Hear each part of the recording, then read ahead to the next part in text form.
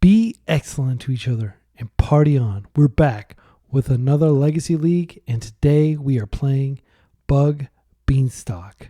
Beanstalk allows us to draw an extra card whenever we cast a spell that has mana value 5 or greater. Spoiler alert, we are not going to be paying more than 2 mana for most of our spells, and that is because Legacy is a powerful format with 5 drops that are free, like Force of Will. And Murderous Cut costs 1 black mana, assuming you have a few cards in your graveyard. And of course, Murktide Regent is a powerful creature, potentially an 8/8 flying dragon that can get even bigger, that costs 2 blue mana, effectively, if you have cards in your graveyard. So how are we surviving to be able to cast these spells in a meta where there are lots of aggressive creatures like Nethergoyf, like Elvish Reclaimer? Well, we're playing a lot of removal here. We're playing 4 Fatal Pushes, we're playing 2 Murderous Cuts, we're playing Witherbloom Command, and we're playing what I like to call prepaid removal, Baleful Strix. We're playing 2 of these. So the goal is really just to get cards on the table, hold down the fort until we can start to take advantage, till we can pull away with our engines, which are Up the Beanstalk, Tamiyo, Inquisitive Student, who flips into Tamiyo Seasoned Scholar. Very powerful card draw engine, and in her Planeswalker form, she can draw half your deck. And, of course, Psychic Frog, which is so powerful that a lot of people were disappointed it was not banned the other day when they announced they banned Grief, but they didn't ban Psychic Frog, because Psychic Frog can get out of control very quickly. It snowballs very quickly. Once you start connecting with it, you pull ahead 1 card per turn. And it can also become a very large creature if you discard cards to it and just win the game that way. And we're hopefully going to use that approach against decks like Mono Red Prison, like Moonstompy, and potentially against decks like Eldrazi. So this deck is not really a tempo deck, but we do play 3 Dazes and 3 Wastelands. The main thing we do is we just draw a whole lot of cards. The sideboard is designed to help us not get penalized for drawing a lot of cards. So if our opponents are playing Orcish Bowmasters, we have 4 Bowmasters we can board in. These are also incredibly good against creatureless control decks. They can potentially be good against decks like Doomsday. They're good against Painter, because Painter is able to Pyroblast all of our other threats. So Bowmasters can be a great card, and it can potentially nullify largely a Fable of the Mirrorbreaker. We're also playing Pernicious Deed, one of the most powerful sweepers ever printed. We're playing Carpet of Flowers. This is a great card in Tempo Mirrors. We have 2 Hydroblasts as well, in case we go up against Straight Delver, in case we go up against Moonstompy. We've got a couple of Force of Negations in case we're up against a combo deck. We've got Consign to Memory, which is both an anti-combo card. It can stop Storm, and it's also quite good against big mana decks like 12 Post, because you can counter the One Ring, you can counter Sowing Mycospawn, you can even potentially stop the triggers. And because the deck we're playing is so light on green, it's literally just 4 Beanstalks and a Witherbloom Command, we are able to include a basic Swamp. And because we have a basic Swamp, we can potentially play Harbinger of the Seas. If we have a basic Swamp and we have Harbinger of the Seas, the only cards in our entire deck that we can't cast are Witherbloom Command and Up the Beanstalk. And I even designed the mana base to where we'll just go and fetch a green source when we need it. We're not going to be proactively fetching it out, because it's better to just go get a Swamp and have Island Swamp. I would love to be able to play a lot of games where we are just Island Swamp gaming. So I do have 8 fetches. This is actually only has 19 lands in it, which is 1 land fewer than I like to do. But we are playing a couple Lorien Revealed, and our curve is really low. So let's go ahead and jump into the leagues. As always, we're going to play a full 5 rounds, and hopefully you're going to learn a lot from the decisions I make along the way and my commentary around how I arrive at those decisions. And then you're going to get to see whether those decisions pay off or whether I fall flat on my face and lose because I misplayed. The great thing about Legacy is almost always if you lose, it's because you did something wrong. This is not Vintage where turn 1 they play a Vexing Bauble and you just can't play anything and you're dead. This is not Vintage where they just have nut draws where they're, Black Lotusing into Doomsday and stuff like that. At the same time, This is not Modern where you just, potentially get cheesed out. Like, I think Legacy, you have so much more agency because of cards like Force of Will, because of cards like Wasteland, because you can reduce the variance of what you draw with Ponders and Brainstorms. So there are a lot of decisions to be made, and we are going to make those together. Let's go to round one. All right, welcome back to round one. We are on the play against COB, maybe a Children of Bottom fan. If you haven't heard the awesome metal band from Scandinavia, Children of Bottom, good luck, have fun. BODOM. Okay, so this is a keep.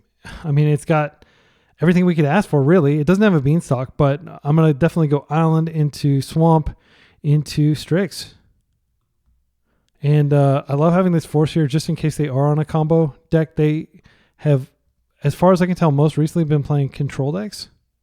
There is some merit to us just opening Delta here, but I kind of like opening Island just because then we don't have to fetch if we need a daze. I don't think we're going to have a daze, but just in case, I'd like to be able to use this fetch to actually get a green land or a blue land. Okay. This tells me they're probably on 4-color control. They might be on the most powerful blue-white deck right now is probably Miracles. Okay, they kept their top. I'm going to play kind of quickly because who knows how long this game's going to go. I'm just going to go ahead and if they daze this back, they do so at their own peril. It's going to be town walking themselves. So I think I can just go ahead and start on basics. And you might be wondering why I'm playing on basics when I don't have to. Likely they are not going to wasteland us, and that is a totally legit question. But I want to play on basics, so I am. I have a Ponder to potentially find land number 3 if we need it. If they are on Stifle Knot, I'll feel very glad that I have my basics under me. Okay, so they're pondering here. The other thing is some decks do play cards like, not usually main deck, but they will play like Ruination in the sideboard, Blood Moon. A lot of control decks play Blood Moon. Some play back to basics. So there's no harm in just having these here. Okay, wow, another Strix.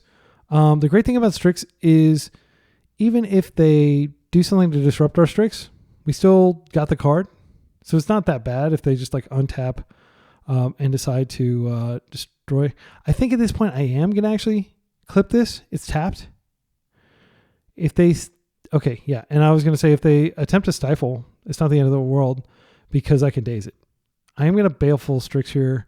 I do eventually want to find a Brainstorm to get rid of this Fatal Push. I don't know that it's going to be good in this matchup if they are on pure control here. All right, this tells me they're probably on Jeskai. They may have a basic mountain in their deck. Okay, we got our green land. I think I'm just going to start by attacking here. The general heuristic that like Javier Dominguez, I can't remember his full name, but he is a very great professional player, and he introduced me to the heuristic of land, attack, then spell. So that reduces the kind of thinking I have to do throughout the game. Because we have days, what are we looking for? I mean, I'm looking for an engine card. Psychic Frog is an engine card. I am worried about playing it out. Maybe I shouldn't be. But I'm worried that they're just going to untap and wipe the board with a Terminus. And we're going to do a Force of Will fight, but I'll lose that fight. I think the expected value of me finding a Up the Beanstalk is too great for me to pass up here. These are all good cards. I can't really throw these back. Yeah, I'm going to take these. I think I'll just go boom, boom, and I'll draw a Ponder, and that'll be my pitch to Force in case we need a pitch. Oh, we don't really need the land. Let's say I do go get a Trop and play this out. Like, what's the worst that can happen? The worst is they wipe the board. I'm down 1 card effectively because these replace themselves already. Okay, they're fetching. I would love for this to be like a Stifle. Okay, there's an island. Yeah, I'm just going to grab the Trop and I'm going to play the Frog. If they force here, I'll know that they don't have anything really going on, but I'm not going to force a Plow. I will force a Terminus. It's worth noting that we are building toward a Murktide Regent, which will be quite good.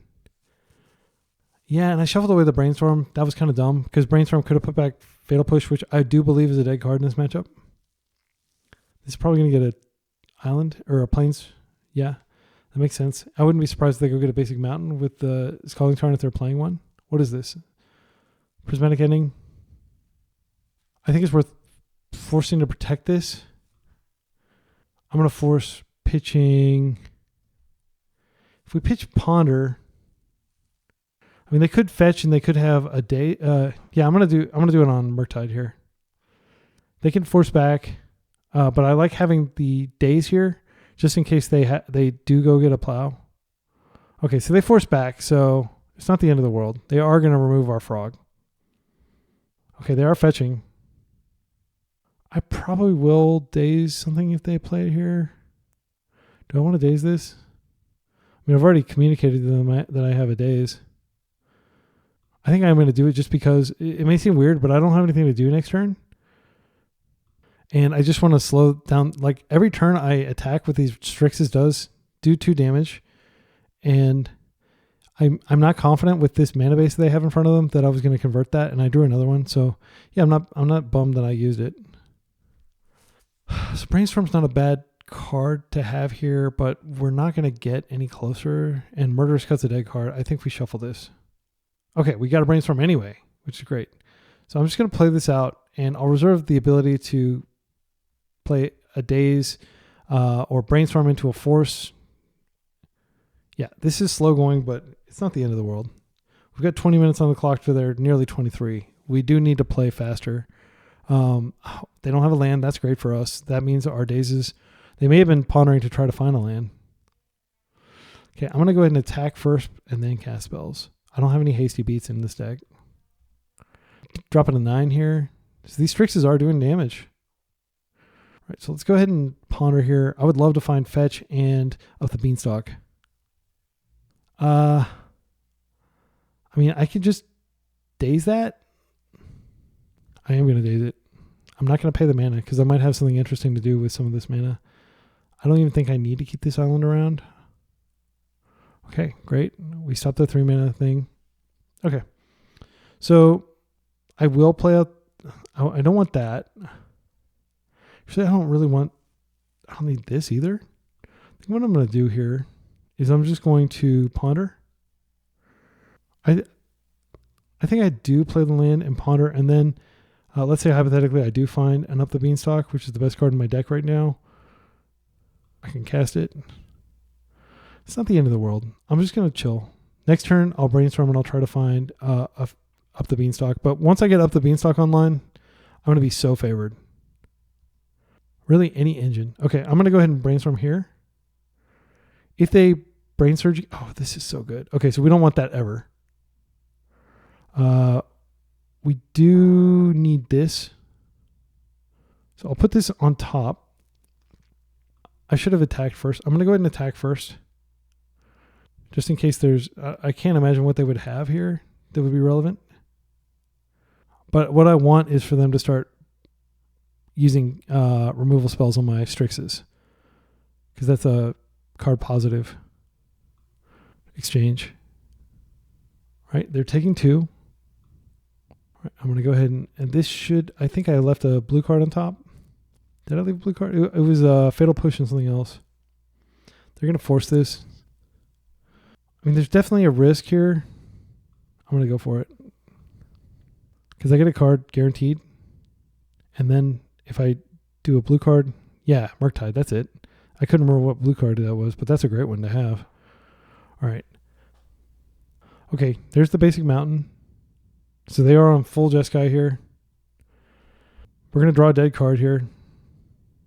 I'm going to attack first, see what they do. Because if they start panicking, then my Murktide is much more likely to resolve or stick and actually connect. I am going to go ahead and cast this. We don't know what our top card is, so this is unknown. Let's go ahead and cut 1, 2, 3, 4. I'm making it big. Just I don't really have to make it big. I'm trying to think of what they could have. They could have like 2 angels, and then I want to tangle with that. Tango with that. Yeah. All right, so we get a draw trigger here. I can push one angel if they have it. Because what they're probably going to do is... do we still have a Surveillant in our deck? We do. That's nice. All right. So we're not going to be able to force anything here. Okay, they conceded. That's great. That was a very strong showing for this deck. I do like the Baleful Strixes just because they did a ton of damage. Like they did probably at least 12, 13, 14 damage there. Okay, so cards that we don't need in this matchup. Orcish Bowmasters definitely coming in. I don't think we need Carpet. Hydroblast is quite good because they are going to board in blue elemental blasts. Strix doesn't technically do anything because they're not going to be attacking us generally. Dazes are bad. And we got lucky. We got a chance to show that we had several dazes in our deck because they're definitely coming out in this subsequent game. There's an argument for bringing in Force Negation. Not a good argument. Oh, this comes out. Okay, so I think we can bring the Strixes back in just as something that, pitches to force and does damage. I don't think we need the Murderous Cuts either. Because their deck, if they're playing the Brain Surge deck that everybody's playing now, I don't know why they're playing it. I don't think it's a good deck, but yeah. Then it makes sense to bring these in too. And I think bringing a Carpet in is defensible as well. Yeah, I think this is strong. Witherbloom Command doesn't actually do really anything. I don't know if there's a single card that they would bring in that this would matter with. So what I could do is I could just bring in 1 Daze, maybe to surprise them. No, I don't want to play Daze. I think maybe a second Carpet. Yeah, because, we have so many engines in our deck and we have Lorien revealed. I think it's worth playing. So that's a pretty big transformation there. We took out literally all our removal. So our goal is to... Oh, this is so good. This is a great hand. I'm keeping this. Okay, so we don't have like immediate counterplay if they just like... I'm trying to think of the scary things they play. They're really like a critical turn 3 deck. They don't really play scary stuff early on. So there's no reason to play out this Carpet, which might warp how they fetch. There's also not really a reason to play out Tamiyo because we can't protect her currently. I think it's better to just play out a fetch and pass. All right, our opponent plays a Prismatic Vista. I think it's totally fine to go get our Surveillant here. Again, I'm not expecting non-basic hate, especially after we showed them basics last game. I can go get basics if I need to with the second fetch. That is... Yeah, I think that's the top. All right, so we're going to wait one more turn before we attempt to resolve anything. We could force movement by playing... No, I'm just going to hold it. They can't really do anything to interact with Bowmasters other than force it because they might have Stern Scolding, but it doesn't die to Pyroblast. Okay, they're fetching. I don't play Stifle. Some Beanstalk decks do play Stifle. This is fine. Do we want to punish this? Actually, I think I am going to punish this. I'm not actually going to punish it because I'm almost certain they're going to stop it, but I'm just going to get this out and hopefully trick them, push them to do something. We do have to be the beatdown deck in this matchup. Okay, so that resolves. And we have played into Blood Moon if that's something they're planning to do here. But if we Carpet next turn, we will have at least one colored mana source, even if they Blood Moon us. I don't think they bring in Blood Moon, based on us having both basics last game. So I'm not worried about our mana base here. Okay, great. So this triggers as well. They didn't have a plow for it. That, or maybe they're trying to set up... they could be setting up Terminus. That's okay. I'm not going to play out any other creatures here. I don't think it makes sense. I'm going to attack first. I definitely could have played out a land first. I don't think it makes sense to play out Carpet because I do want them to fetch a few more cards that we can feed to Carpet first.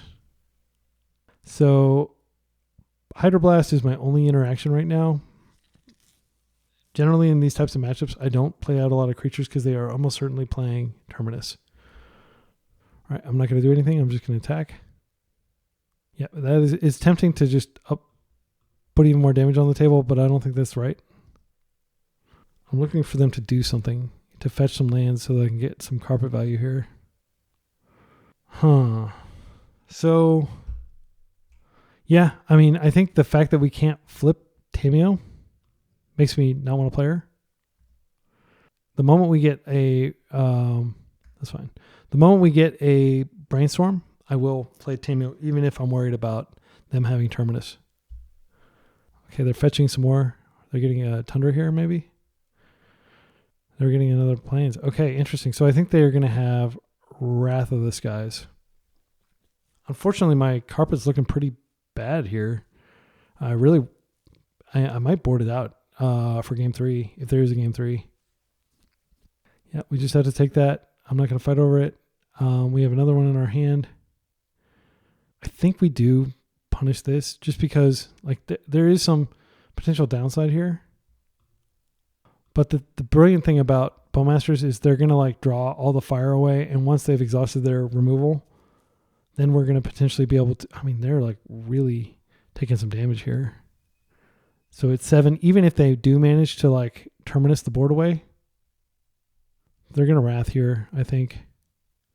That's fine. That is definitely an argument against me having carpet out because carpet would have gotten Wrath to it. I played it out. The best use for carpet now is if I can find a Brainstorm, just brainstorming it back into the deck.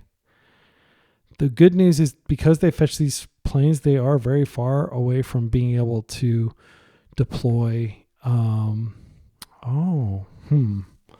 That's not good now. I think we just play out the Psychic Frog here. Yeah, I'm just going to play out Psychic Frog. I will play out the Wasteland. I'm not going to miss a land drop.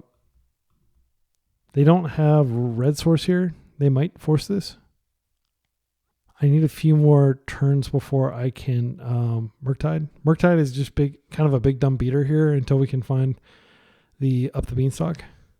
Like the card I'm looking for, the card that breaks my entire deck open, is a Brainstorm of my own.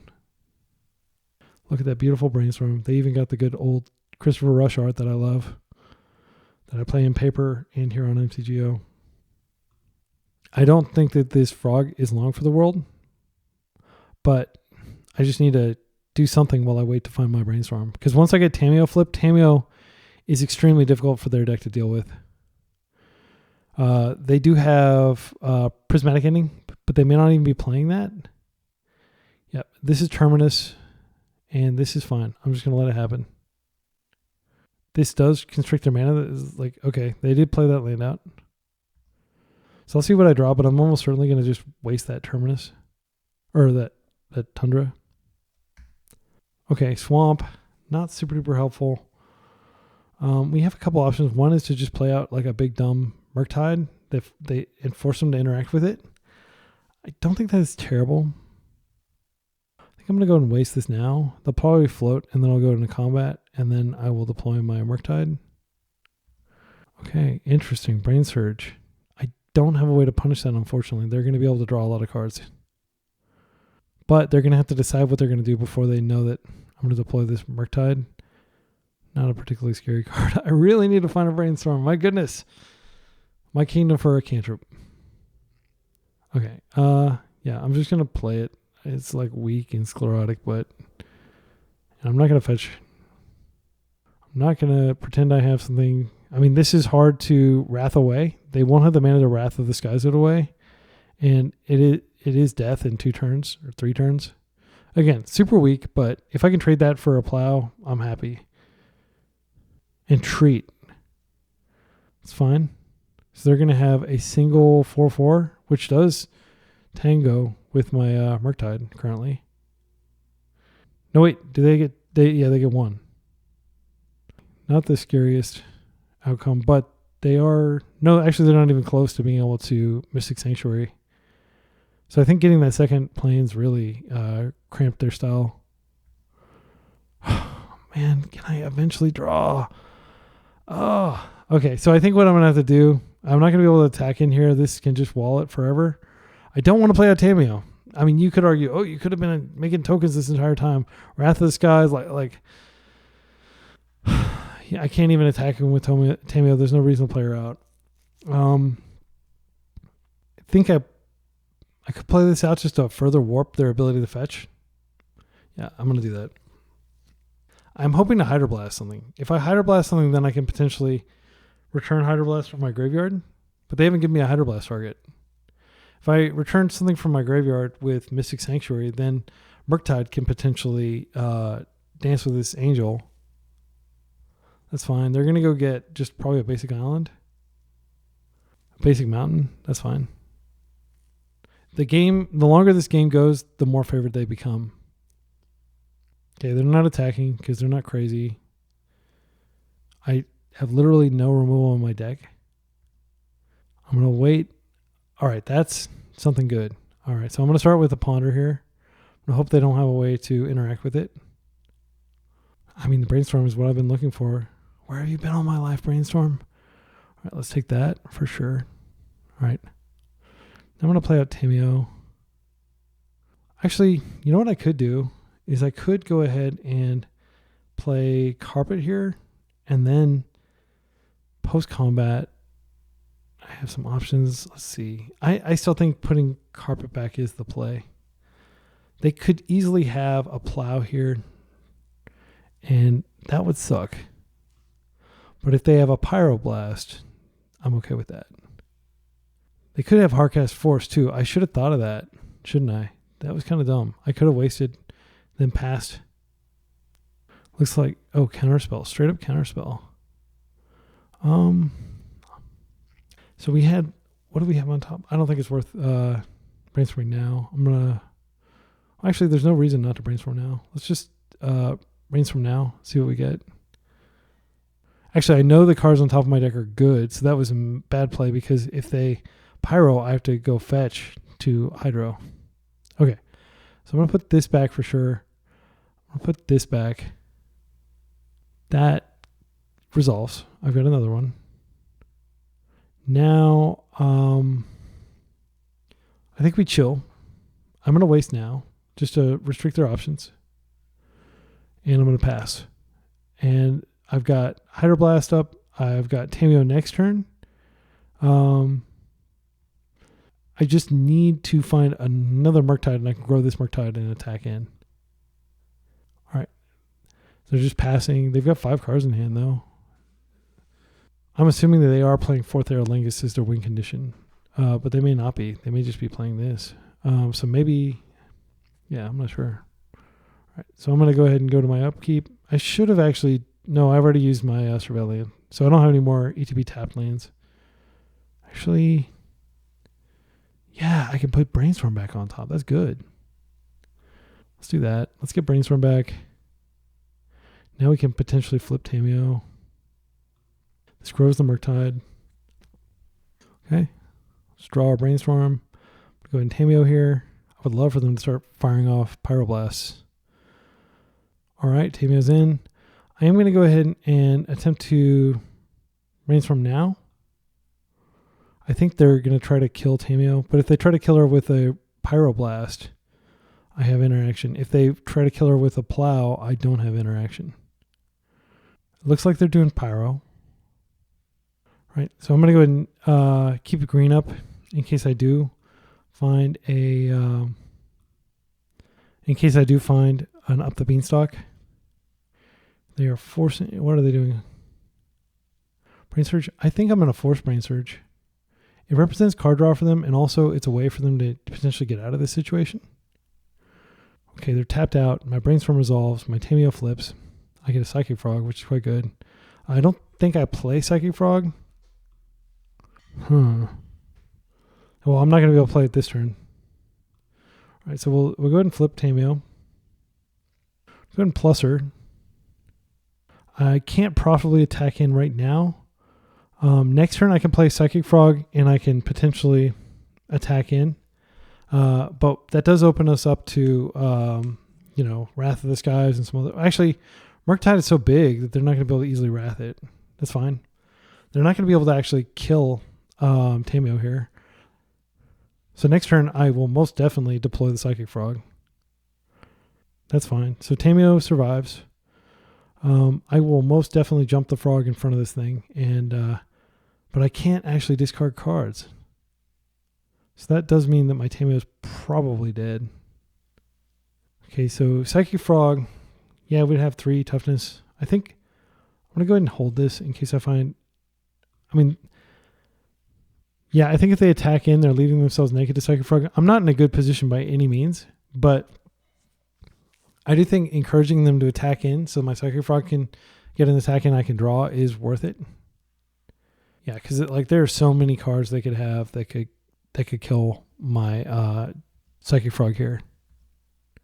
So it looks like we're going to probably have a game 3, and I'm going to be really constrained on clock. I definitely felt ahead this game. Next game we are going to be on the play. We're going to be able to board days back in if we so choose.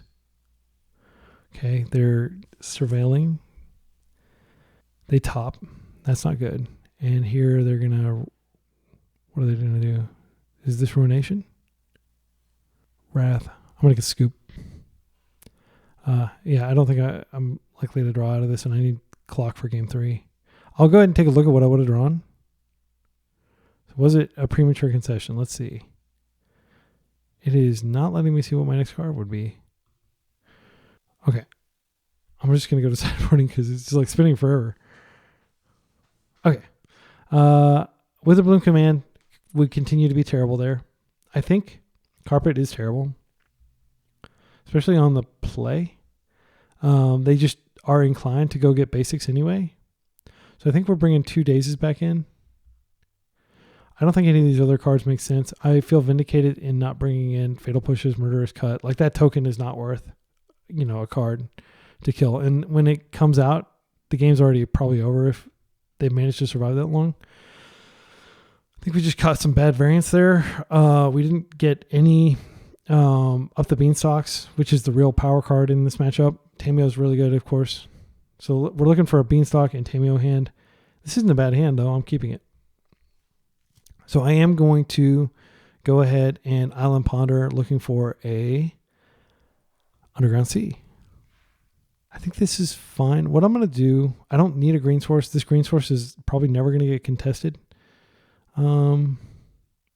Actually, I can get the swamp with the other card. So what I'll do is I'll just do this.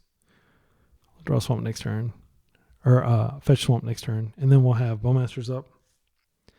It might be right to go ahead and just play out the Psychic Frog to bait the removal, and then Bowmasters can do a lot more damage in terms of slowing them down. Wow, they put Brainstorm into their graveyard. I think they're probably looking for land. How do we punish that? If we find a Wasteland, we could waste this. I don't think that's what we want to do, though. I think what we want to do is go ahead and get Psychic Frog online. So I'm going to go ahead and get this land. Blue-black, Psychic Frog. We have days if they don't have a land, but I think they probably do. They're probably going to be aggressively pondering to try to find a land if they don't have a land. If they actually kept Meticulous Archive and not a land against me, they're crazy. Okay, so they do have a red source. This is probably Prismatic Ending, which I'm going to counter. And if we start connecting with Frog, we'll be in a very good position. It looks like that's what's going to happen here. Tamiyo is a good card. We can't yet deploy her and protect her. What I'm going to do is I'm going to attack first. See if I rip a Wasteland. I would love to waste them off that. Delta's not terrible. Delta gets us Surveilland. I think we reserve the right to play a Bowmasters just to aggro them, but I think they're likely going to find removal for this. But if they do cantrip here, I want to be ready to punish that. All right, they're cracking their Vista. 3 man in the pool, Narset, Parter of Veils. It's a very good card against us.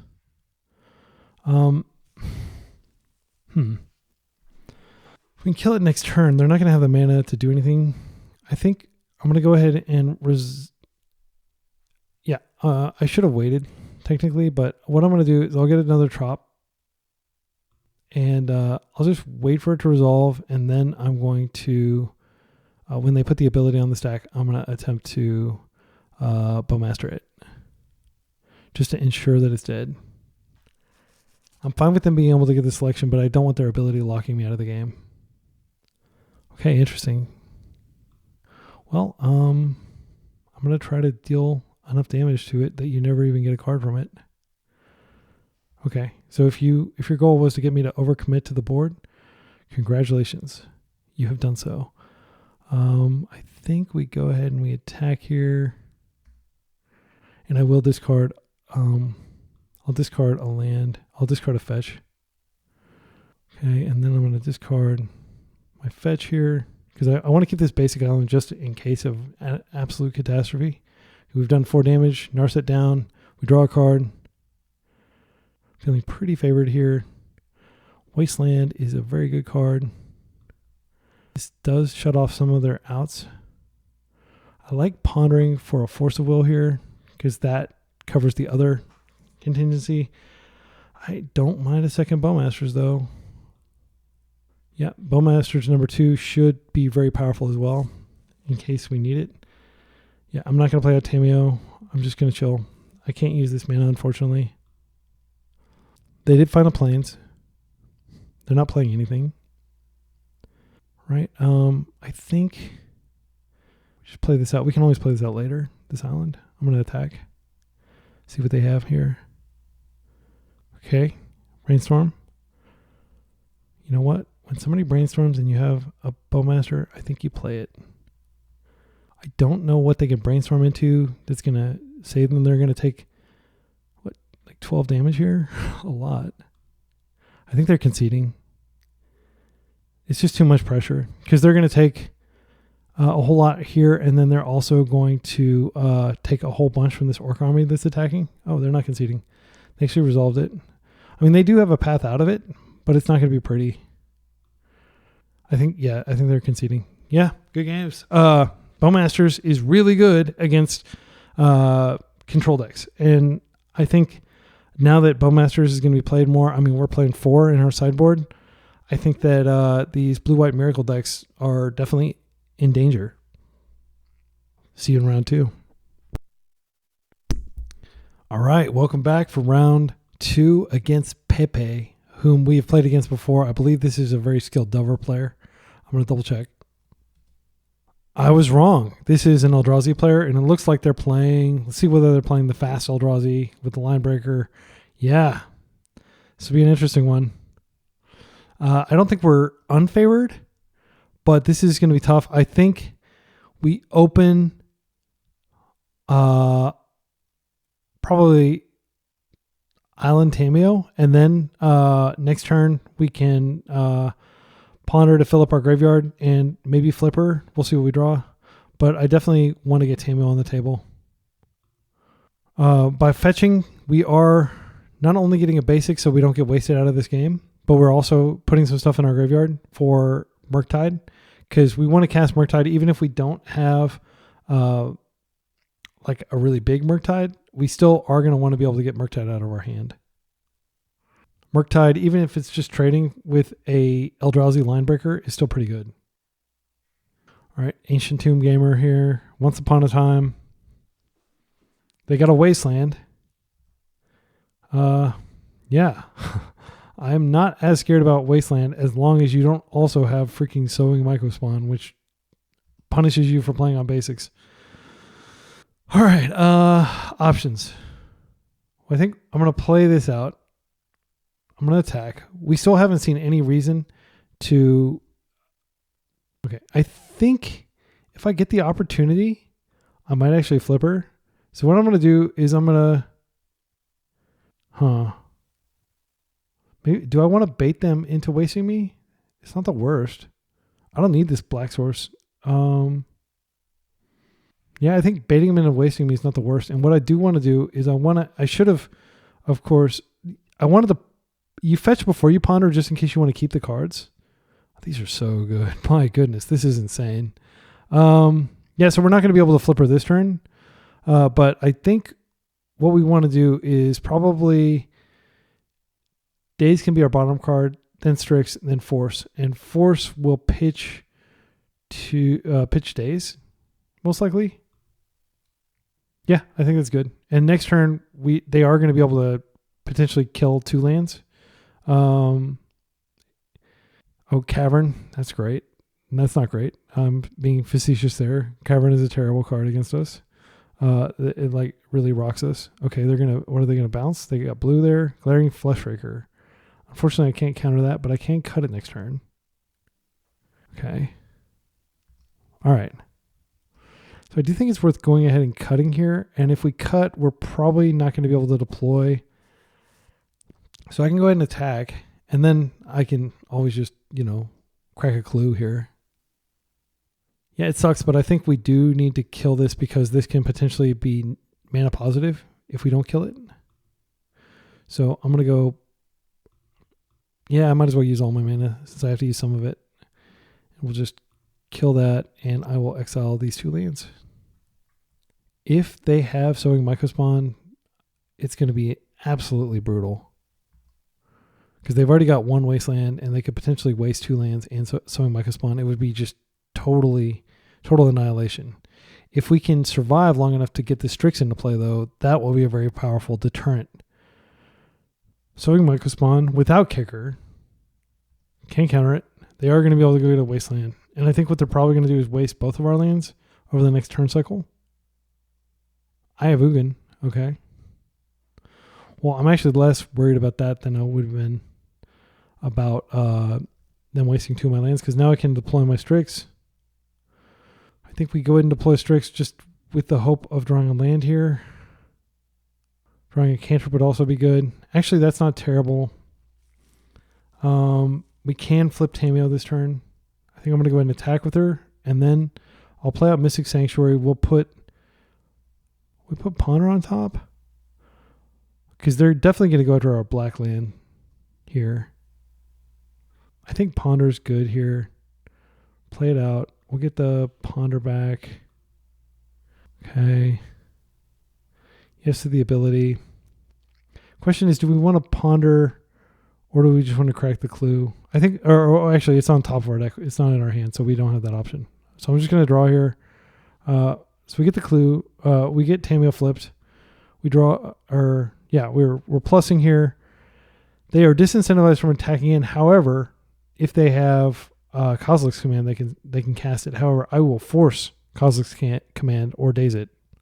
Okay, yeah, they have double Wasteland. So we are going to have mana that we can potentially use to cast a Murktide Regent, but they're going to probably cut us off both green and black here. Oh no. Or they can just destroy all our lands. Okay, Wayscape. This bounces this creature to hand. Uncounterable. Sorry if I sounded exasperated there. I don't like this matchup. Yeah, it's not bounce. It's just exiled, apparently. Is that right? It's just exiled. Yeah, it's an artifact. Okay, so they're casting this. I am going to force this. I'll pitch a Daze. I don't think Daze is going to be particularly useful here. I'm happy I could counter something with this Cavern out. They're going to attack in. Tamiyo's going to drop. Oh, they went after green. Interesting. I don't think that was correct. Okay, so Tamiyo's losing 2 loyalty, but next turn, she'll drop a lot more. All right. Lands are the best draws. This isn't terrible. I'm going to Ponder first.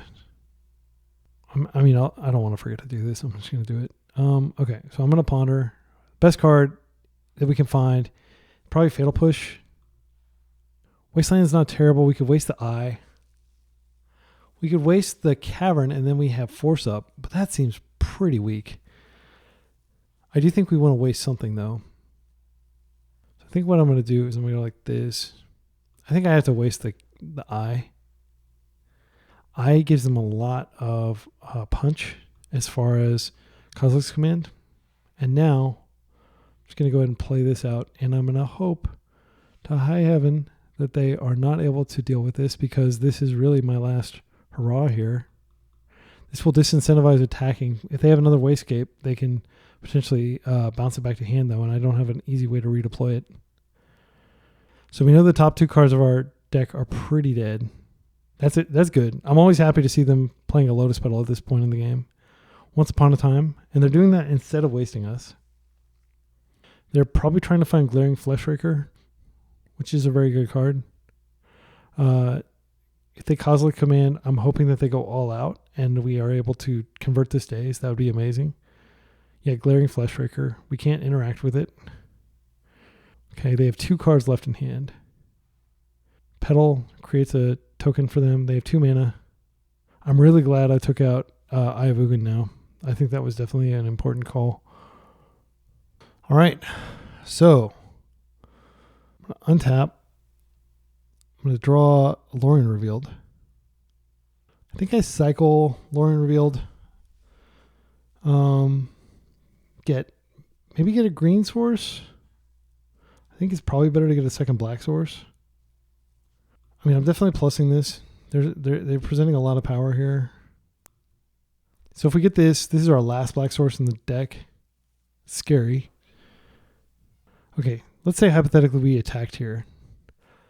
1, 2, 3, 4, 5, 6, 7. But it'd actually be 1, 2, 3, 4. It wouldn't be enough to kill Tamiyo. We don't actually have enough mana to Murderous Cut here. I think what I'm going to do is I'm just going to draw and hope to rip a Fatal Push. That's not good. I think if we attack twice, we win. We do have Force in case they have Kozilek's Command, but we can't stop a Wastegate Battle Mage. They're going to be heavily incentivized to attack into Tamiyo. Wastegate Battle Mage is just, they've just got too much interaction. Okay, they're not going to attack. They may be just like, yeah, they are going to attack for sure. I'm not sure why they would hold anything back here. Okay. They are attacking me and not Tamiyo, which is fine. I will have the ability to regrow something from a yard if they can gain a life, and that way I can do extra damage. I don't think they have any ways of gaining life in their deck. Here comes, what is this? Another freaking Wastegate Battle Mage, of course. And it does trigger Glaring Fleshraker. And there's nothing I can do about this because it's a freaking cast trigger. It's so frustrating. It's like Wizards hates counterspells. I mean, I know they hate counterspells because they've basically been doing things to weaken counterspells for a long time. But like, do that in Modern. In Legacy, you know, counterspells should be able to stop stuff. All right, so we can fill our yard. Let's try. I'm going to start by pondering. Then we can fetch. A second Murktide doesn't really help. Psychic Frog isn't bad. We have a Force to protect it. Psychic Frog can end the game next turn, assuming they don't have a way to get rid of it. And I doubt they do have another Wastegate Battle Mage. So what I'm going to do, just to maximize the number of cards I can get in my graveyard, I'm going to brainstorm now. Let's see if I can find a fetch. I didn't find a fetch. So I'm going to put back this and this. We're still not, I mean, we could technically Murderous Cut here, but I don't think it's the right thing to do. I'm just going to go blue, black, Psychic Frog. I'm going to buff this, and I'm going to hope that, like, Force of Will, Daze, you know, like these cards that I have in my hand actually count for something in this game. It feels like they invalidated a lot of the format by just printing these incredibly powerful cast triggers everywhere. All right, it looks like my opponent is Kozilek commanding for a whole lot, which I am going to force, and that should end the game. Unless they're doing something else. But if that's what they're doing, I'm going to force it, and I'm pretty sure I'll survive this attack. Man, what are they doing here? They might be keeping this up just as a Daze protection, but that makes sense. If they cast this, they immediately get an Eldrazi that do damage to me. That's fine. Now, I'm just going to go ahead and force here. I will pitch this just because this is not going to be a part of the game, and Daze might be helpful in some way. So they do get a freaking counter here, which is crazy. They're 2 life. I can just fly and kill them next turn, or I can draw half my deck. I assume they're attacking me. This is 1, 2, 3, 4, 5. I could just block Glaring Fleshraker and kill it, which I think is totally fine. I don't want this card on the table. Okay, I want to discard this Murderous Cut because I do want to have mana up just in case I need to do something with days here. So they're like super duper dead. But I mean, I've counted this deck out so many times and I've been like, oh, they lost, but then they've like somehow won. So it is very scary. Okay. Tamiyo was pretty good there. I mean, she prevented a ton of damage. Okay, so post board, we're definitely bringing in Harbinger of the Seas. We're bringing in Consign to Memory. And I think that's it. And I think we're just cutting the Dazes. Daze is pretty bad here. Alara removal is important. Yeah, because Daze is extra bad in the sense that we're on the draw. Maybe on the play, we bring some of it back in. Strix was important there too. It did absorb like a ETB trigger. But I feel like aggro decks like Eldrazi shouldn't get card advantage. Like if you're basically going balls to wall aggro, I don't feel like you should be able to get card advantage by like exiling cards and getting your thing. I mean, you can argue that Thought-Knot Seer was a balanced card because when you kill the Thought-Knot Seer, you get it back. I think this is a all-in on Psychic Frog hand. I'm going to keep it. My strategy here, I'm not going to play on basics. I am just going to go Underground Sea, Tropical Island, and I'm going to start forcing stuff. Well, they definitely want me to play on basics. Maybe I should play on basics. All right, Fatal Push. I'm liking it. If they deploy a Glaring Fleshraker this turn, I will absolutely kill it. It's just frustrating because Force should be able to protect my Psychic Frog, right? But then they have this creature that just randomly like exiles or bounces stuff back to my hand. So I can't really invest into my my creature like I want to. This is fine. I'm just going to let that happen because what I'm going to do is I'm going to surveil. Yeah, I think surveilling, we're going to lose land either way. Them wasting us is not the worst thing because it does take them off lands that they're going to need. Okay, this second Psychic Frog, I feel like we just put anything in our graveyard because it does feed the potential for us having a Murktide later or a Fatal Murderous Cuts in our hand.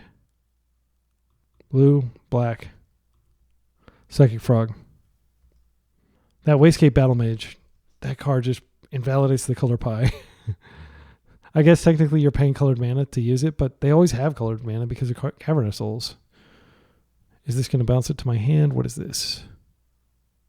Thought-Knot Seer is fine. We have lots of redundancy in our hand. I don't want to just pitch everything. I think that'd be bad. Yeah, I'm going to let them see my hand.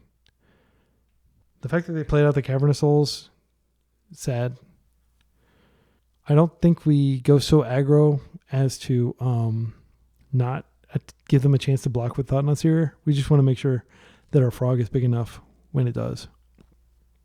If we draw a Wasteland, that's really good here because I would love to cut them off Cavern or Eldrazi Temple. Either of those would be pretty strong for us. All right. They're passing. I'm going to just hope that they don't have the Wastegate Battle Mage.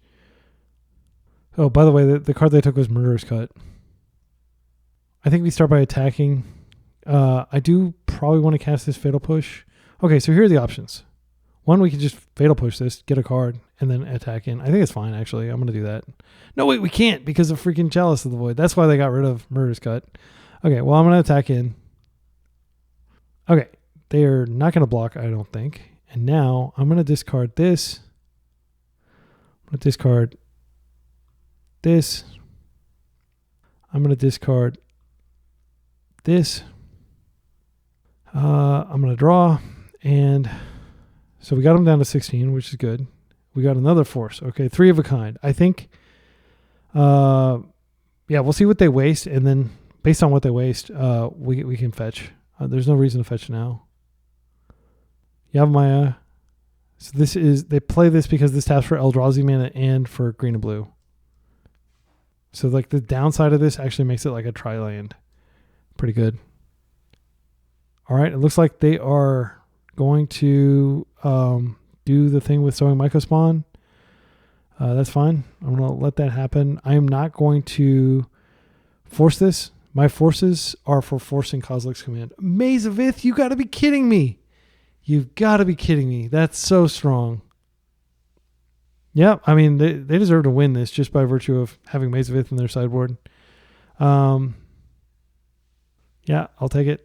The good news is this is going to basically wall their creatures after this turn, even though I can't use Maze of Ith. All right, and they're not hitting my land. I'm just trying to think if it makes any sense to... No. I mean, I don't have the... I need to find a Wasteland. Or I will also take Harbinger of the Sea. Harbinger of the Seas is extremely good here. I mean, that's by far the best draw on my deck. Wasteland. Let's go ahead and waste that, shall we? All right, and I'm just going to attack. Don't think they're going to block. They're hitting me for 7. I think I am going to discard one of my cards, because I'm going to draw another one. And if it's a blue card, then I got force covered anyway. All right, they're dropping to 11. So 2 more attacks. This is good. I'm going to use this. Green, black, Beanstalk. Murderous Cut's a great draw. So a second Psychic Frog is not the worst because it pitches the force. All right. I'm feeling not favored, but I'm feeling not terrible. It's hard to ever feel favored against Eldrazi when they have Glaring Fleshraker in their decks. All right, we're taking 7 here. Then they'll probably cast something, hopefully not too devastating. They know I have force in my hand. Okay, they're not doing it. Okay, great. All right, Tamiyo. Tamiyo's not the worst. I think she's better as pitch fodder, force pitch fodder. Or maybe I just pitch her to Psychic Frog. I'm trying to think if there's anything I want to do before I attack. No, I'm just going to attack. This is going to hit for 5. I could play out a Psychic Frog, and that will block and potentially pitch, so it'll potentially deter attacks. I will 100% stop a Kozilek's command if that's what they're doing here. That's, I think, the only instant in their deck. Yeah, well, that is going to be countered, most definitely. Post haste. I'll pitch a Tamiyo. I get a card off Beanstalk. Down to 7. I'm dead on board. They're taking it. I drew Murktide, which is an insane rip. Now I can just Murktide. And I'll make it a very big Murktide. 1, 2, 3, 4. I'll go ahead and exile this Psychic Frog. It doesn't do anything. I don't think there's any way they can reanimate it or anything, but... Okay, I think they're conceding because they realize... No, they're not conceding. It was just some natural lag. I got really excited there for a second. Okay, so... It may seem like we're in an inassailable position. We're actually pretty vulnerable here because if they untap and play Glaring Fleshraker, they may be able to burn us out. We can only block one of these creatures. All right, we 2-0'd Eldrazi. Let's go. This is an experienced, dedicated Eldrazi player who I've played many times before. I think I have beaten them before. Let's go to round 3. All right, round 3. We are 2-0 going up against Broxus, who is likely a Cradle control player. Let's see what we can do here. This is not it. I'm going to mulligan. We're on the play. That's great. Yeah, I think we keep this. I think we put back the Sanctuary. It's a slow hand, for sure. It's not an exciting hand. All right, so I think Cradle control, let's take a look at their list. They're likely not playing any sort of mana interaction at all. They're not even playing... Yeah, I don't think we have to worry about our mana at all in this matchup, which is great. So there's no reason not to just play on non-basics. So we could go... I think we open Tamiyo. I think it's unlikely that they can remove her. They're probably not playing removal. Yeah, I don't see any fatal pushes or anything in here. So I think opening Tamiyo is correct. I'm going to go Underground Sea, Tamiyo. And what I'll hope to do is, if they play out like some sort of mana dork, Witherbloom command it would be good next turn. Otherwise, I can potentially flip Tamiyo. Tamiyo is quite good against this deck. She's surprisingly good against aggro decks because of her +2 ability on the Planeswalker side, it really does slow down their play. Now, this is the moment. Okay, they hesitated like they might have some sort of interaction. So I could very much be punished if they happen to have switched decks. But they've been playing this deck. Let's see. They've been playing, Cradle Control and lands type decks for more than a year.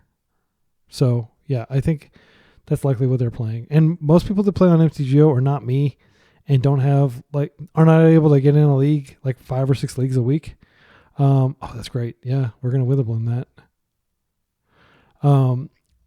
So a lot of times they're deck specialists. They just play the same deck over and over, which I totally respect and also totally lack the patience to do myself. All right, so let's go get the trop. We are going to bolt the bird here. Black, green, Witherbloom. I'm going to mill myself. I'm going to kill their creature. And this is great because our deck needs to have cards in graveyard for a lot of the things we want to do, like Murderous Cut. We got a basic island. I don't think we need that. I'm just going to I'm going to keep up the forward momentum with the fetches. And I will attack and we will pass. Next turn I can flip her, but I'll have at least 1 clue. Actually, I'll get 2 clues before I flip her. And that is a great feeling. That is why she's such a powerful card, is because you can just take your time, accumulate a couple clues, and then you can flip her. And we'll have a fetch to go with our brainstorm, so we can potentially shuffle back this Wasteland if we don't need it. But it probably will be live in this matchup. Okay, green sunning for... All right, I'll take it. That's a desperation play right there. Oh, they have Cradle. Okay, that makes more sense. And that is not a desperation play. That is a show of strength. Elvish Reclaimer is a very good card. I think I mentioned like the must-kill 1-drops in the format are Elvish Reclaimer, and I think that's it. Maybe Tamiyo now. All right. So I am definitely going to waste that Cradle before they get the ability to do stuff. I'm just going to start by attacking here. So I can't both ponder and eat a clue, and I do want to flip her. I do think it's worth it to flip her here. I'm going to try to find a removal spell so that I can remove this Reclaimer. All right, these are not good. So I'm going to put back these 2 cards for sure. There's no reason to keep any particular fetch. So we flipped her. What I can do here is I can Wasteland, and if I Wasteland and they fetch, they'll have a lot of power on. They can potentially do some damage to her, but I think leaving this Cradle in play is irresponsible. Also, I do want to shuffle these, so I am going to go ahead and ponder now. I don't want to draw any of those cards I put back. Murktide, actually Murktide might be good, but the other cards are not good. And I would have to draw at least 2 of them. I think Beanstalk is so good if I can find that. Psychic Frog's good. All right. Yeah, I'm feeling pretty favored here. I mean, like, we got these clues online. We have a Psychic Frog. We took out their Cradle. They can go get another Cradle if they want. They may actually have a second Cradle. That would be devastating if they Cradle into natural order here. But actually, it's not devastating because we have Force. Yep, there's their second Cradle. All right, 4 mana in this pool. Please, natural order here. I want to blow you out so badly. They're thinking about it. If they natural order the Dryad Arbor, then they have enough power to attack with Elvish Reclaimer, and they get this pump, so they'll be able to do 3 to her. Springheart Nantuko. I mean, they already played their land for turn. The thing is, if this falls off, it's pretty bad. They tapped out of being able to, let's see, enchanted creature gets +1/+1. I mean, that's an immediate effect. I think I counter this. Like, this is just, it's a scary card. I mean, you may be like, that's such a, why are you forcing this 2-drop? They can reclaim into something if they want to, but I think it's better to attack. Okay, it looks like they are reclaiming. What are they going to get? I'm trying to think of what land they could get that would make sense here. But Bojuka Bog actually isn't bad. And that makes me glad that I put back the Murktide Regent. But they could potentially, I could potentially just flip a Murktide Regent here. So I think they're playing really tight. Like those plays make a lot of sense to me. But I think we do.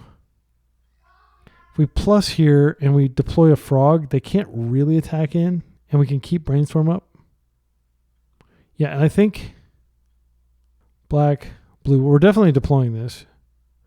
So this walls at least one of their attackers. I guess the question I'm asking myself is, do I want to also deploy the catacombs so that I do have the ability to... I think we wait a turn cycle.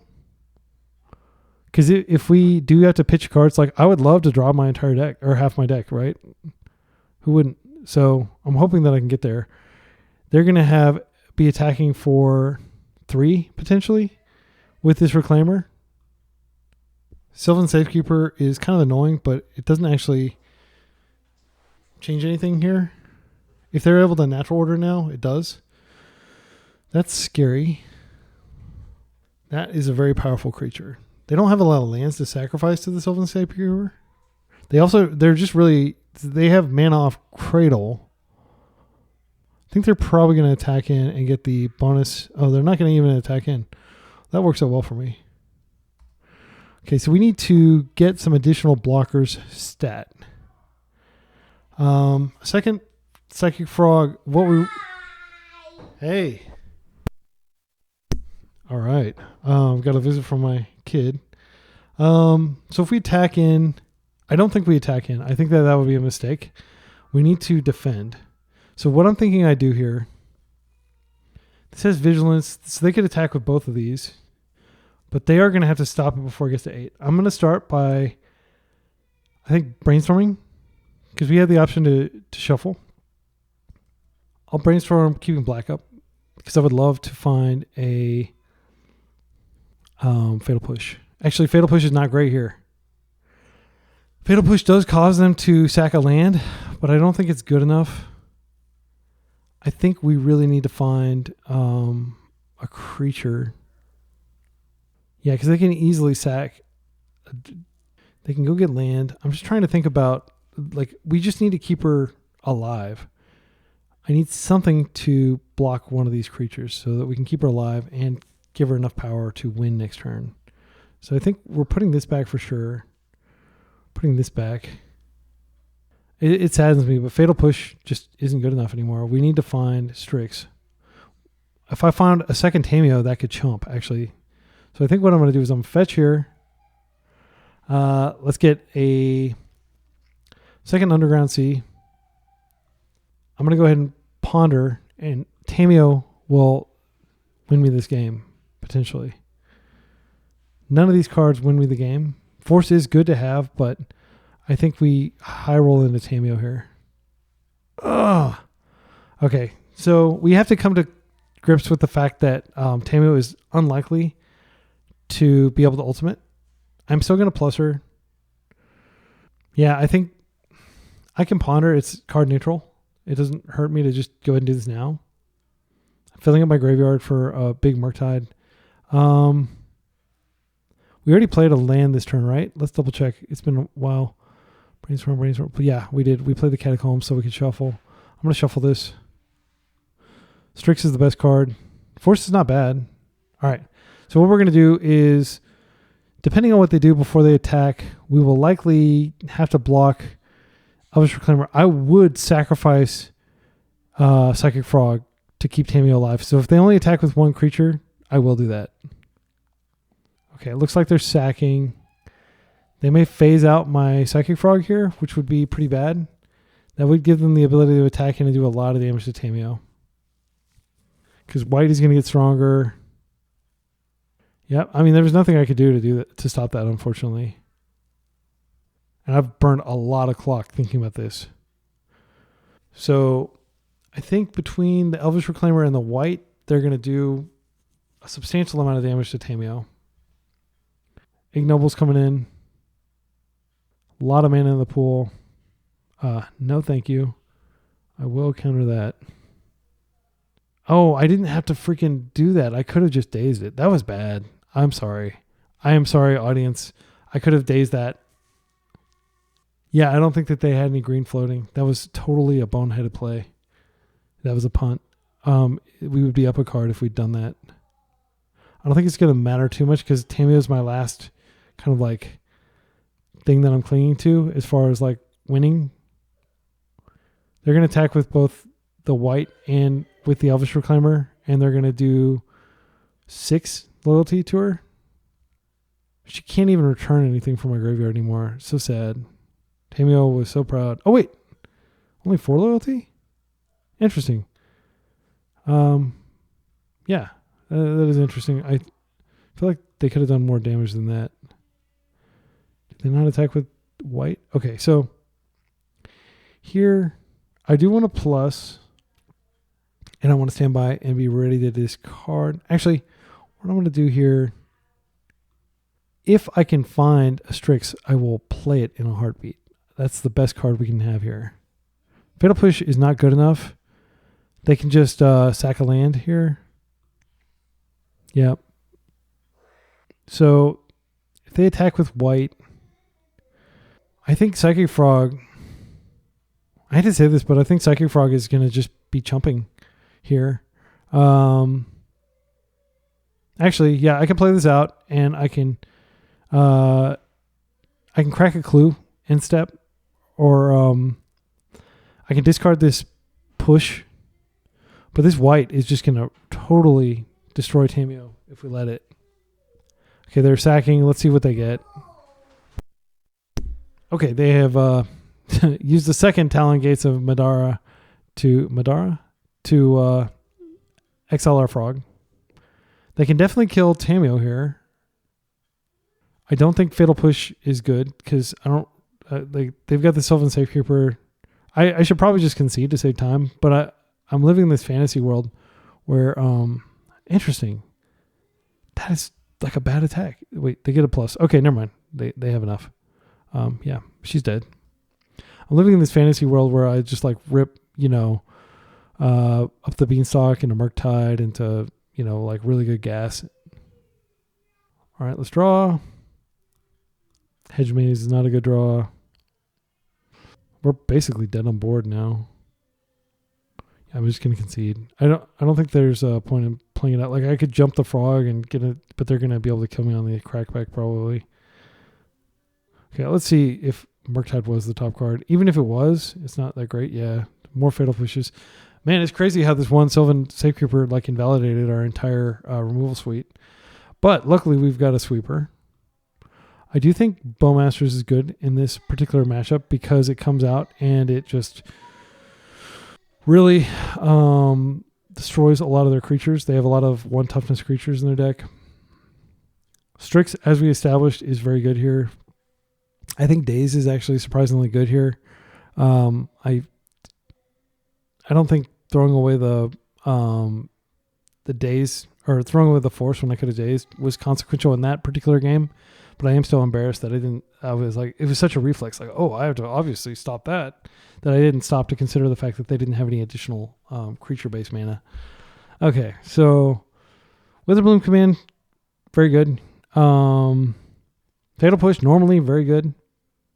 Yeah, I'm not really sure. Like, we have to keep forces in to stop. Maybe Daze is the card because they have a ton of lands in their deck. We can color screw them.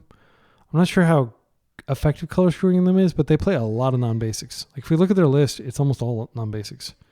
They have they have 2 forests. They don't even have a swamp. So we can cut them off a lot of stuff.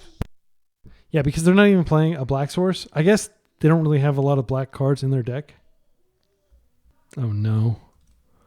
Yeah, my mouse stopped working. I need to submit. Okay, well, thanks for dying right at this exact moment. Trackpad, I could cut the Murktides. No, I don't think cutting Murktide is correct. Psychic Frog is actually kind of bad here, as we saw. It's not bad. All right, sorry about that. My trackpad died at a very inopportune time. This is a keep. I'm going to keep this. We're on the play. I think Tamiyo. So I had to quickly decide what to cut, and I decided to cut a few Bowmasters. Or actually, I didn't cut Bowmasters. I decided to cut a few Psychic Frogs, which may come back to haunt me, but I didn't want to cut Murktides because of the possibility of Murktide just sailing over their heads and doing some serious damage. And I didn't want to cut Strix because Strix is insane in this matchup. Strix really holds them back indefinitely. All right, they're fetching. All right, Noble Hierarch is fine. I'm going to bolt the bird, as they say. They are being disciplined in fetching basics, which I respect. I think that's correct. I'll just attack first, and then I will bolt the bird. These fatal pushes, it seems like they're putting a high... They very aggressively went after the card that grants Shroud to their creatures, which I can't remember the name of off the top of my head. Yep. All right. So I feel good in that we have Force of Wills. I want to get another clue before we flip Tamiyo. I don't think it's correct in this matchup to just try to immediately ramp her up. It's another one. That's fine. I assume they have a land to follow up here. They do. They are playing 22 lands. It's a pretty large land count. Okay, wow. Definitely hoping we can find a Pernicious Deed. That would be really strong here. Okay, not the best draw, but not bad by any means. I think we could go ahead and flip now. We've gotten our 2 tokens. We need to potentially put back these mediocre cards anyway. Oh, wow. Beanstalk is great. I think what I'm going to put back... I think I'll put back the second Force here. Now, Wasteland... Wasteland represents a lot. No, I'm not going to put back a Force. I'm going to lean into Force here. I'm going to play out this Catacombs. We're going to go get a Trop. And we are going to go up the Beanstalk here, which is very strong when your opponent is trying to cast into Force of Wills. So we have 2 Force blue cards, 2 sets. Love for them to cast Natural Order or something. If they attack in, it's going to give them +2. I think this is fine. Yeah, I'm just going to let them do that. I don't think hiding information is that important when we have the ability to draw so many cards with clues. We can change the texture of our hand pretty quickly. Okay, that doesn't do anything helpful for them. Okay, this guy is problematic. I'm going to force him. And they may just be baiting it out of my hand, but like I genuinely do respect this card. I've had it become very strong against me before. Okay, and they still have mana. If they, I assume they're going to attack to do damage on Tamiyo. All right, Tamiyo falls to 3. We've got a lot of card draw. Harbinger doesn't really help us here at all, actually. It's a pretty bad card. I would love to brainstorm it back. So I think there's no world in which I'm not doing that. And then I'll just brainstorm here. And then I can shuffle Harbinger away. Witherbloom's great. Bowmasters is great. Okay, so I'm going to put these cards back.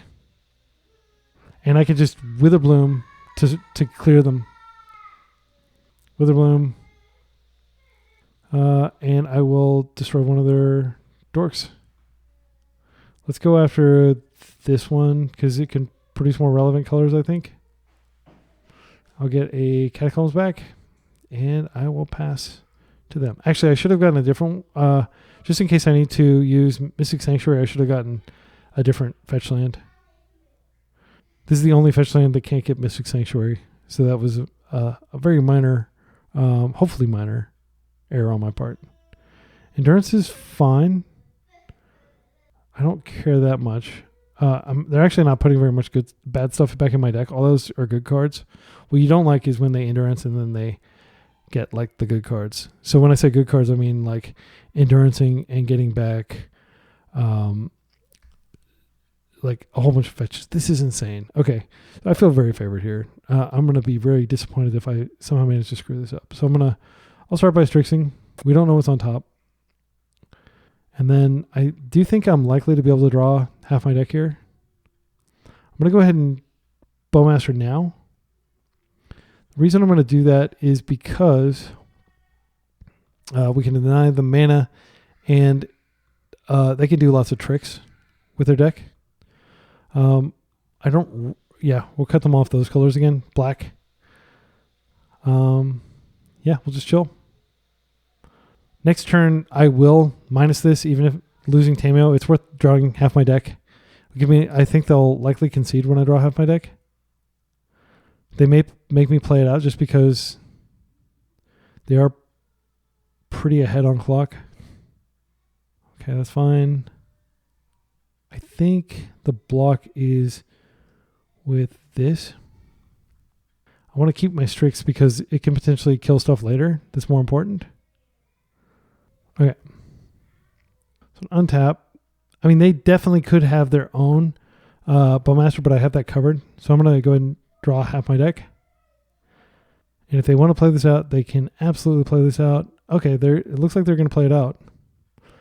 So I think I'm going to start by casting Psychic Frogs.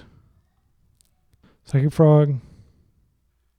And I think I'll cast another Psychic Frog here.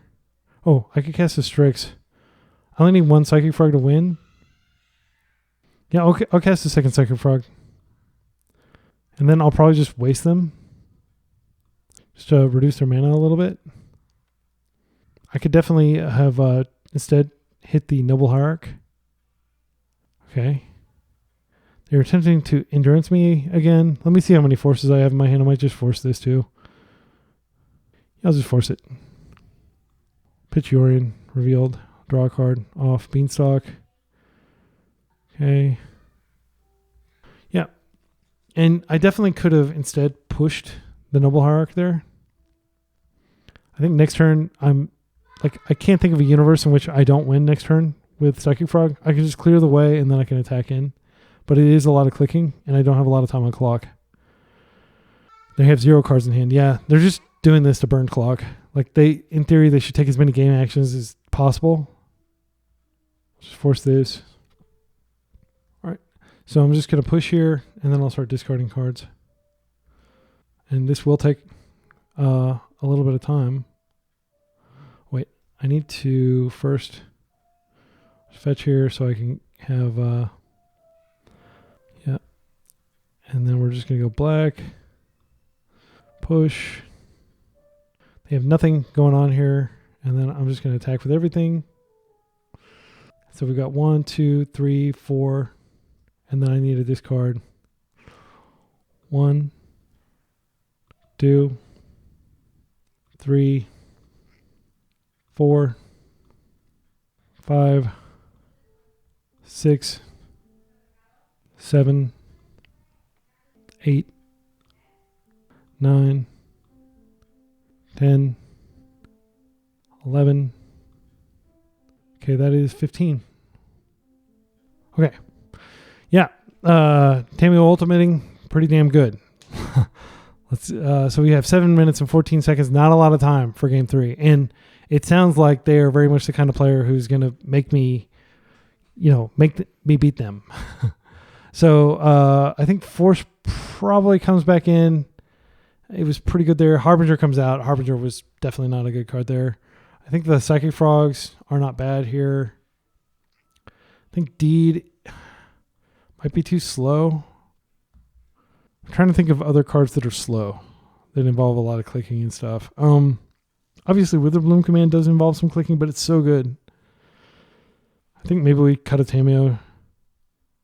Let's do it. So I wouldn't be surprised with the time differential if they play extremely defensively and just basically try to Talon gates us and stuff like that. We have a really strong hand. Look at this. Baleful Strix is great. Up the Beanstalk. We're definitely keeping this. I'm going to open Hedge Maze. Unless they want me to bolt the bird, which I might. I'll probably bolt the bird here if they give me a window to do so. Yeah. I just think it's correct to do so. We're filling up our graveyard for Murderous Cut later. We have Force of Will. We can't really cast it because we want both of these cards in play. There's another bird. All right, fetching. Swamp. Can we get a land? We did get a land. That's great. All right, I'm going to go get our Trop. And I'm going to get a threat on the table. Black, blue, frog. They don't have a lot of removal in their deck. I might force pitching Strix if they put something really tantalizing on the stack, but I probably just want to hold force for Beanstalk. For 2, I think we force this. I need to start beating him down. Again, like not a decision I would make if I had a lot of time on the clock. All right, so I'm going to go ahead and do this. Beanstalk. Okay, so I can discard. I'm going to discard Hedge Maze. I'll play out a Swamp here. I can go ahead and cut this just to reduce their options and draw a card. And also, it's not really good to like have a big graveyard against them anyway. I think I can discard this as well. Now I'm going to attack. I will hold the Fatal Push. All right, draw trigger. Murktide's good. We can potentially win it pretty quickly with Murktide and Frog working hand in hand. White is fine. I have a push for that. Pachuca Bog sucks for me. Does slow down my roll a little bit. I'm just going to push here. I think I don't pitch anything. These are both really good cards. Yeah, and if they, let's say hypothetically, they do find a way to deal with Frog, I need a backup threat. Well, backup Frog is not bad. All right. So cards that can blow me out. Endurance is pretty good. It's slowing me down. I've got 5 minutes on clock, though. I think with the current amount of pressure, I might be okay. I will Fatal Push that. I'm going to just get it out of the way so I can deal more damage and draw more cards. I am going to discard a land here for some extra damage. Double draw trigger.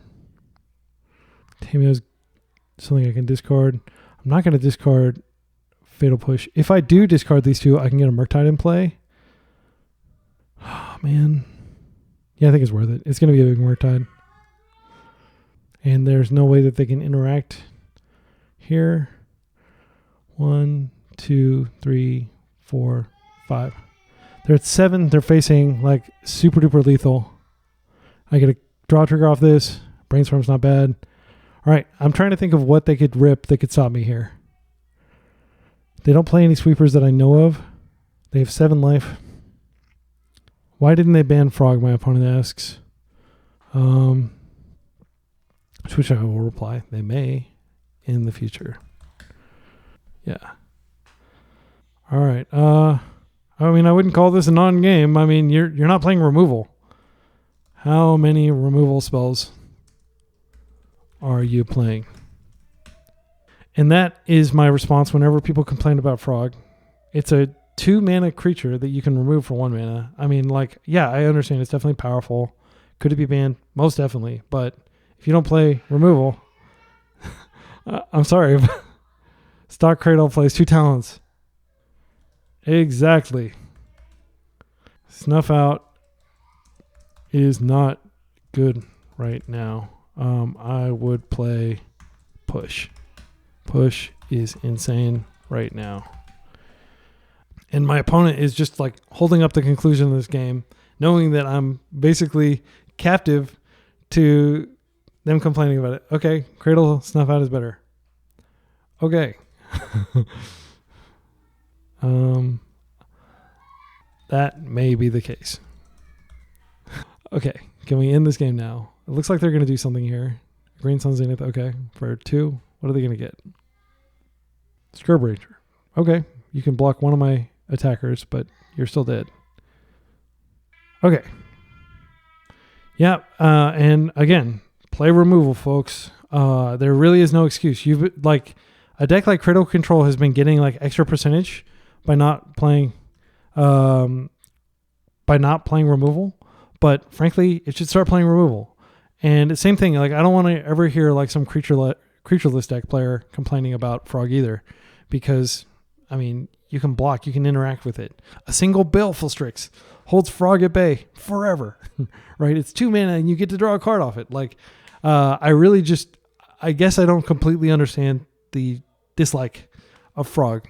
I don't think it's like an incredibly powerful. If it gets banned, it will be one of the most marginal cards to ever be banned. Yeah, that is my opinion. But anyway, we're 3-0. Let's focus on the happy stuff right here. And again, much respect to Broxus. They are playing, a completely different archetype. They could easily have won that, and I lose to Cradle Control from time to time. But Cradle Control, you need to play removal, and you can't count Snuff out as removal when it doesn't deal with the most common threats in the format. So I am going to take a nice afternoon, evening with my kids, whom you may have heard singing and talking in the background. I'll be back to play rounds 4 and 5. So I'm just going to edit the video and you'll immediately be tomorrow, but I'm just telling you, I hope you're enjoying. If you watched this far, be sure to like, subscribe, leave a comment about some misplay that I made that I didn't catch. I definitely caught the pitching Days to Force of Woe and my opponent had no open mana play. That was embarrassing. But if you notice something else that I'm doing where you think I can improve, please let me know. See you in round 4 in 0 seconds. All right, welcome back. For round 4, we are 3-0, and we're hoping to keep up the momentum and close strong. All right, it looks like we're up against a dedicated Goblins player. We won the die roll, which is good. Hey, this person has been watching my channel. Great. Thrilled you're enjoying it. All right, so they are very likely to have Wasteland. Let's take a look at their lists. This is from a while back, but we can see that they did have 4 Wasteland in there. It's risky to keep this. On the other hand, we have a lot of live draws, and they may not open Wasteland. I think I'm going to open Underground Sea, and I'm going to get Tamiyo out. And we're gonna take a risk. That was my daughter making a weird belting noise. Okay. So let's go ahead and put Tamiyo out here. She is quite strong against weenie decks just because she can -1, -0 when they attack when she's in her planeswalker form.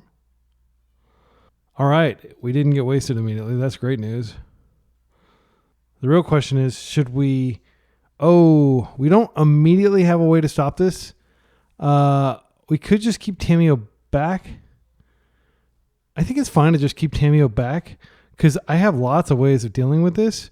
Yeah, it is a scary opening, but the fact that we have Force of Will for, like, if they are going to try to remove Tamiyo.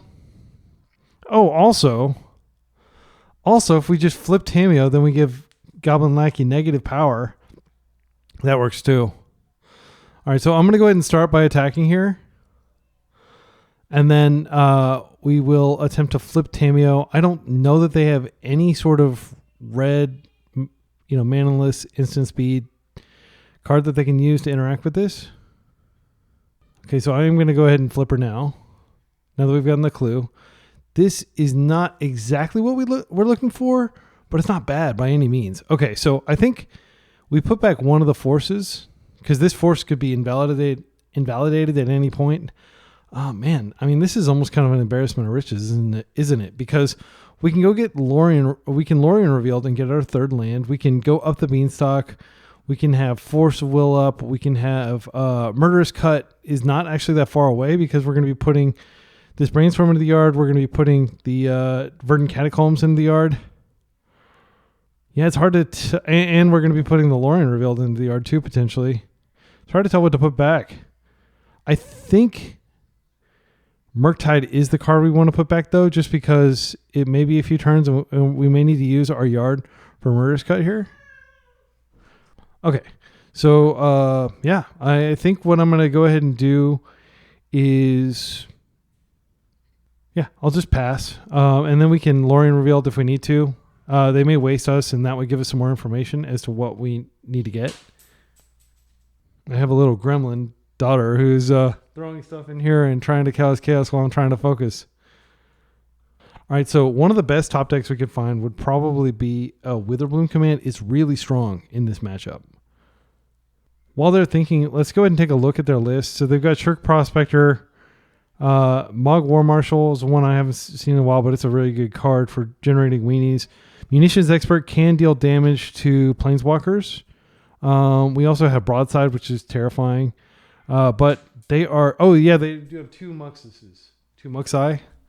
Okay, That's good to know. And in terms of mana, they do have 4 Aether Vials, and they've got a lot of other stuff.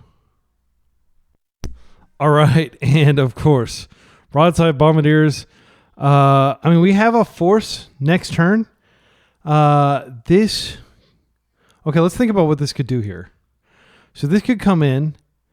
They could throw... I don't think they throw the Lackey, but this can attack for 1, and then it can do 3 to Tamiyo. I mean, I'm just getting the vibe that we should force this. Yeah, I'm going to do it. I'm going to force it. I know that it may seem like a relatively weak play, but this, who knows how long these forces are going to remain live. They do have Cavernous Souls in their deck. They've got 4 of them. Yeah, I just don't want to lose my Tamiyo, and that would definitely kill my Tamiyo. I'm pretty sure they would throw the Lackey to kill her. As is, okay, so now we have an interesting choice. We can definitely get... we can Surveil here, but that means that our Luring Reveal is going to be an ETB tap land, effectively. I think I want to go ahead and fetch, and I'm just going to get... I'll get a Trop, because we are going to go up the Beanstalk here. And then I will also cycle. Now we don't have... I don't believe we have the Bayou in the deck. So I'll just get a second Underground Sea. Black is a much more important color than green is here. We just need green to cast the Up the Beanstalk. All right. So we're going to draw here. Murktide is quite good. And in fact, Murktide I think is probably better than Murderous Cut if we can wait a turn. So what I'm going to do is I'm going to play this out. I'm going to plus Tamiyo. I'm going to go ahead and go up the Beanstalk. And this way we reserve the ability to Murderous Cut if we need to. In the event that they cast like yet another... There's my... Yeah, this is the downside of recording after school's out. Okay, so I'm just going to pass, and I've got Murderous Cut up in case they do something crazy. Which I expect them to do something crazy with 5 cards in hand. I expect some sort of creature to come out that can threaten Tamiyo. Okay, Goblin Matron is not that scary because it is an X1. So this is great because this means that you can likely Murktide instead of having to use our Murderous Cut, which is a higher impact thing to do here. We can also get Misty Rainforest into down and then use that to go fetch a Surveilling and put even more stuff in our graveyard. We can also crack a Clue. Murktide will cantrip, so depending on what Murktide draws, we may have a lot of options here. It'll be interesting to see what toolbox creature they get with Goblin Matron. Okay, another Lackey. Wow. We're definitely gonna... So that card that they just got, it does buff the squad. So next turn, this Lackey is going to be able to attack even if we have Tamiyo active. That is scary. All right, so what I'm going to do here is I'm going to just untap, draw, another Beanstalk. Holy cow. It's greedy, but what we can do, I think we do go ahead. We're definitely going to plus. I don't want to minus to get any of those cards. I'm going to play out a land. I think we go up the Beanstalk here. See what we get. A Ponder. Okay, so we can go ahead and cut one of them. Probably the one that they just got. This card that gives the cards, it gives them +1/+1. And then whenever it dies or another goblin dies. So what we can do is we can wait until the attack is on the stack and then potentially kill it. I do think that that's better because if we do play Murktide Regent, we've only got 1 blocker, and there's no way we're going to be able to remove 2 creatures in 1 turn cycle. This will double cantrip, and we may draw into even more removal, like a Fatal Push. Unfortunately, we don't have another black source that we can get with this Misty Rainforest. So we're unlikely to find a second removal spell, but we might be able to find a force. I'm kind of thinking that that's the play, is we ponder and try to find a force. And then Murktide Regent. Let's get this one. I don't think they play Blood Moon in the side, But they don't play, I mean, at least historically, they haven't played Blood Moon here. But, I mean, I could get it. We don't really need green. Yeah, I'm going to get this, and I'm going to ponder. And I'm going to be looking for a force. This is great, actually, because Baleful Strix will wall and trade profitably. Baleful Strix is good. We don't really care about the land. Yeah, I think what we do, we could take the Fatal Push now, and then we have the option to potentially deploy the Murktide next turn if we just need a push. Yeah, I'm going to do that. Yeah, and hopefully they don't have two different buff effects. If they do, they're going to connect with Goblin Lackey, and we might be in Muxus Town. So we know that our top two cards are not Force of Will. So I think Fatal Push is almost certainly the better card of these two to cast here.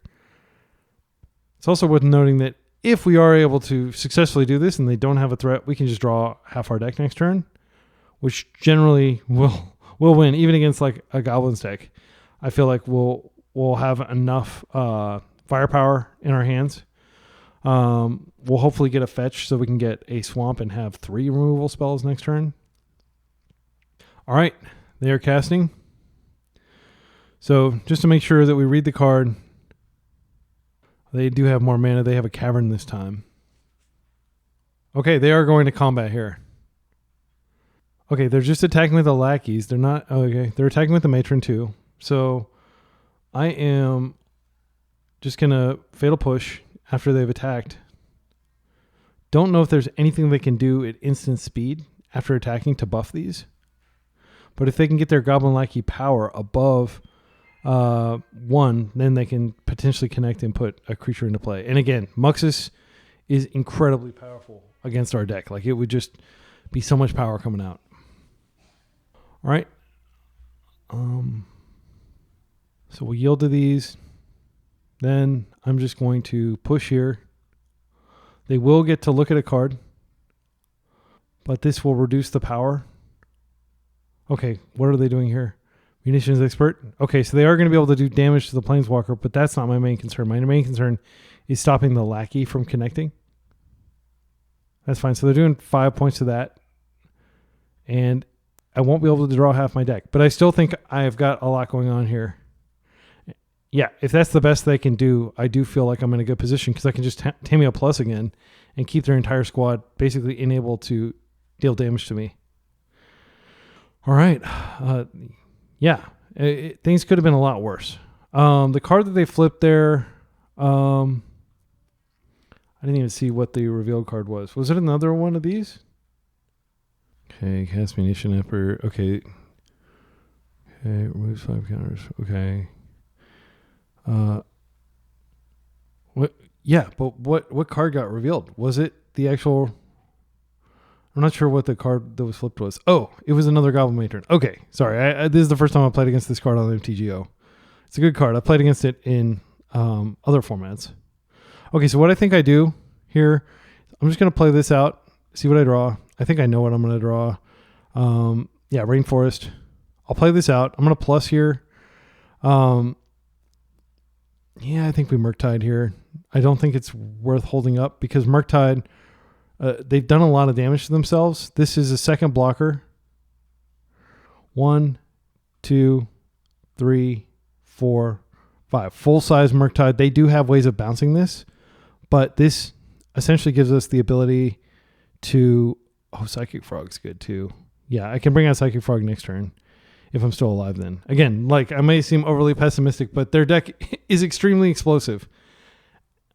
They actually have enough mana to Muxus right now, and it's uncounterable, and I can't do anything about it. Let's see. They've got 5. They just need 1 mana source, and then they've got Muxus.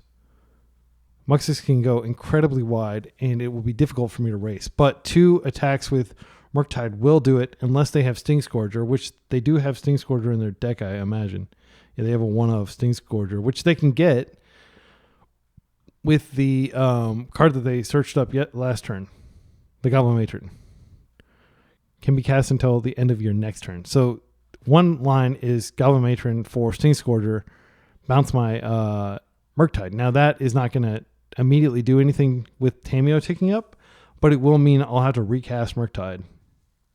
And currently I don't have a lot of stuff in my graveyard. I am going to go get a Surveil Land here, which will increase the density of graveyard cards a little bit, and then I'll have another Misty. But Murktide is very much competing with Murderous Cut, which is a card I'd like to cast here. I'm just completely stunned by how good this card is, though. Like, I mean, who would have thought that a 1-mana blue creature could hold back an entire army of goblins? Also, I want to point out it was probably a misplay for me to tap out of black here. I could have fetched and gotten the other trop, and then I would have been able to keep black up. So that was like a minor misplay. Hopefully it doesn't haunt us. Okay, here they come with an additional munitions expert. This is going to be able to tag my Baleful Strix. But unless they have a lot more mana, I think this does rule out the play where they're doing it to her. Interesting. And this is a situation where I could save her with a Murderous Cut. Unfortunately, I don't have black up, and this can't fetch black. So Tamiyo down. Her effect's still on the stack, so we're still safe from Goblin Lackeys for one turn. However, I think if I slam Frog next turn, cut one of their creatures. Okay, what is this? Yeah, I figured they would cast that. They should. This is quite the army. One option I have is if I can find another Tamiyo and Flipper, then I've held back the army of 1/1s again. I definitely think this is a matchup where I want to board in Bowmasters. Yeah, four Bowmasters are coming in from the sideboard. It'll be really strong, especially considering they're going to have Pyroblasts. Okay. End step, I'm going to go ahead and get my Surveil Land. Yeah, Surveil Land. They've got 2 cards in hand. Whoa, Scoob. I think, I can do this. Oh my goodness. This is so good. Okay, so I'm going to check this out. This is going to be very frustrating to my opponent. If you happen to be watching, I appreciate your kind words. And this was an extremely lucky draw. Okay, so I'm going to play this out. Now, I'm going to go ahead and cut. Before I do anything, I'll just cut one of these lackeys. I'll just cut away everything. I think it's fine. This will draw me 2 cards. This will flip Tamiyo. Okay. Unfortunately, again, our fetches are not lining up to where we can cast both Psychic Frogs, but we can cast one. Plus here, I'm going to Psychic Frog. Black, blue. I'm going to play this out as just an untapped land because I think my last land... Do I even have a land in my deck? Yeah, I have a trop. I might as well play that out because I might be able to get something with that. And then I am going to go ahead and attack for 8 in the air. That was just like the luckiest possible find off the top, that Tamiyo. All right, and I got lots of defense. I don't think they're going to be able to stop me in time because this Psychic Frog can kill them next turn. Okay, here comes Muxus. Nothing I can do to stop. But it's going to have to do a lot because they're at 1. The trigger resolves. It was off Cavern, so yeah, okay, they scooped. Yeah, very lucky top deck. That's why you play 4 copies of Tamiyo. I was having a discussion earlier in the Beanstalk Discord, and people were like, "Oh, I'm just playing 3." I'm like, when a card is as powerful as this one is, you might want to consider playing 4. Okay, so this comes in. I think Deed is pretty good here. Hydroblast is really good. Cards that can come out. I mean, like Force. I hate to say it, but Force is kind of bad here because they have the Caverns, and generally you don't want to be. They don't have a lot of cards that are worth killing.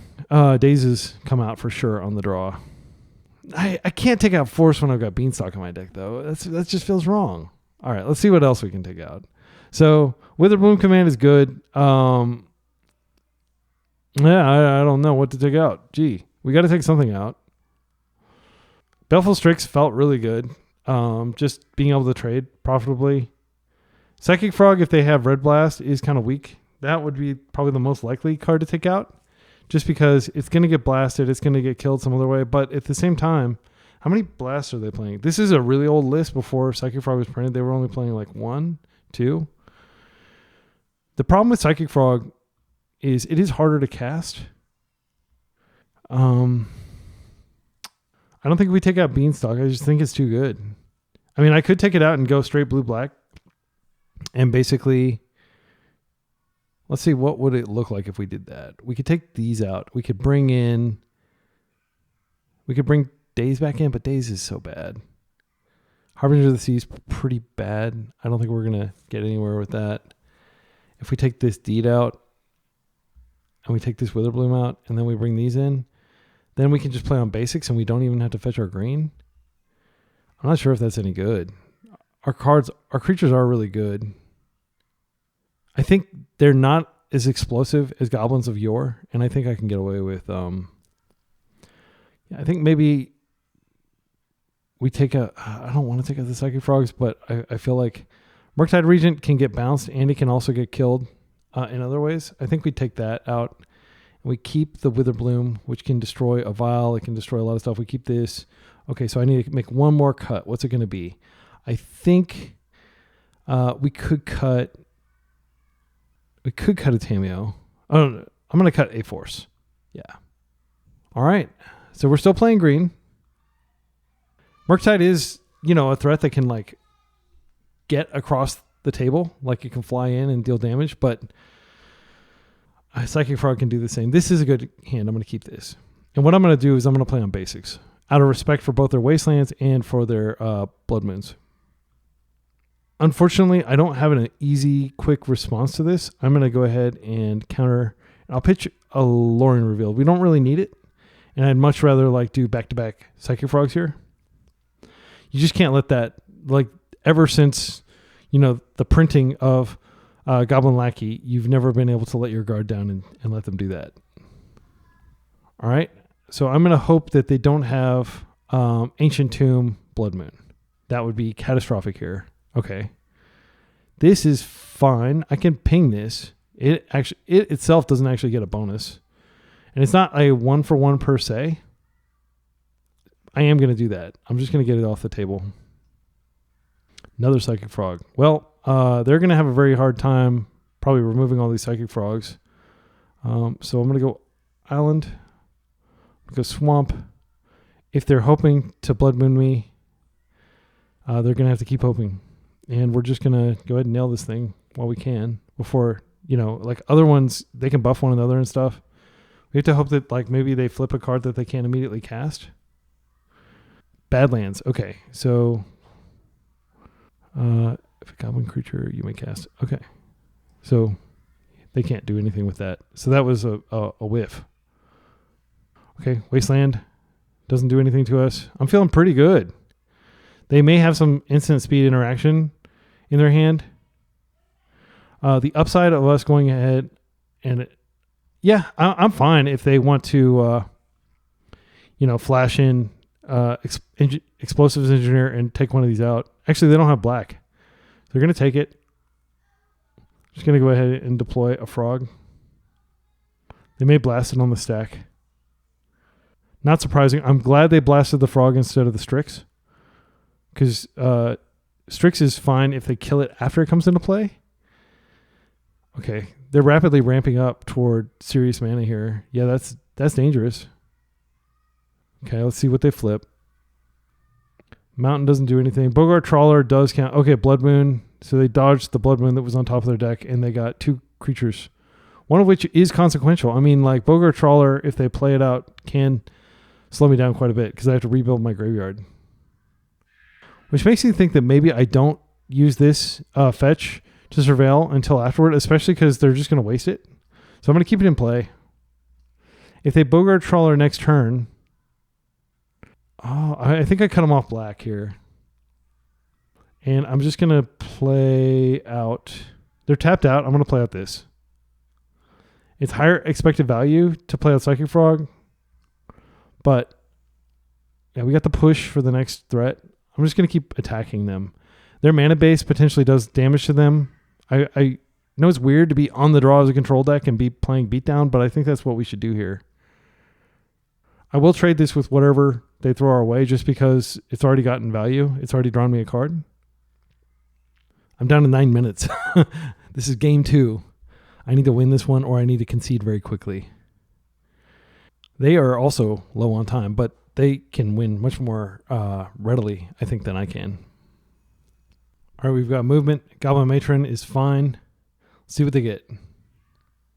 Broadside is scary as heck. They played out the Bogart Trawler as a land, which makes me think that my Wasteland was useful. So I'm going to save this to fetch next turn and push the Bogart Trawler. Push the Broadside, rather. Yeah, I think here we can get a trop. We can go up the Beanstalk, and we can... Oh, no, but now I can't do what I wanted to do. Maybe I draw a land. I don't know. I've got Fatal Push, which is not totally dead, but yeah, that was, I think, a misplay because now I don't have Broadside access.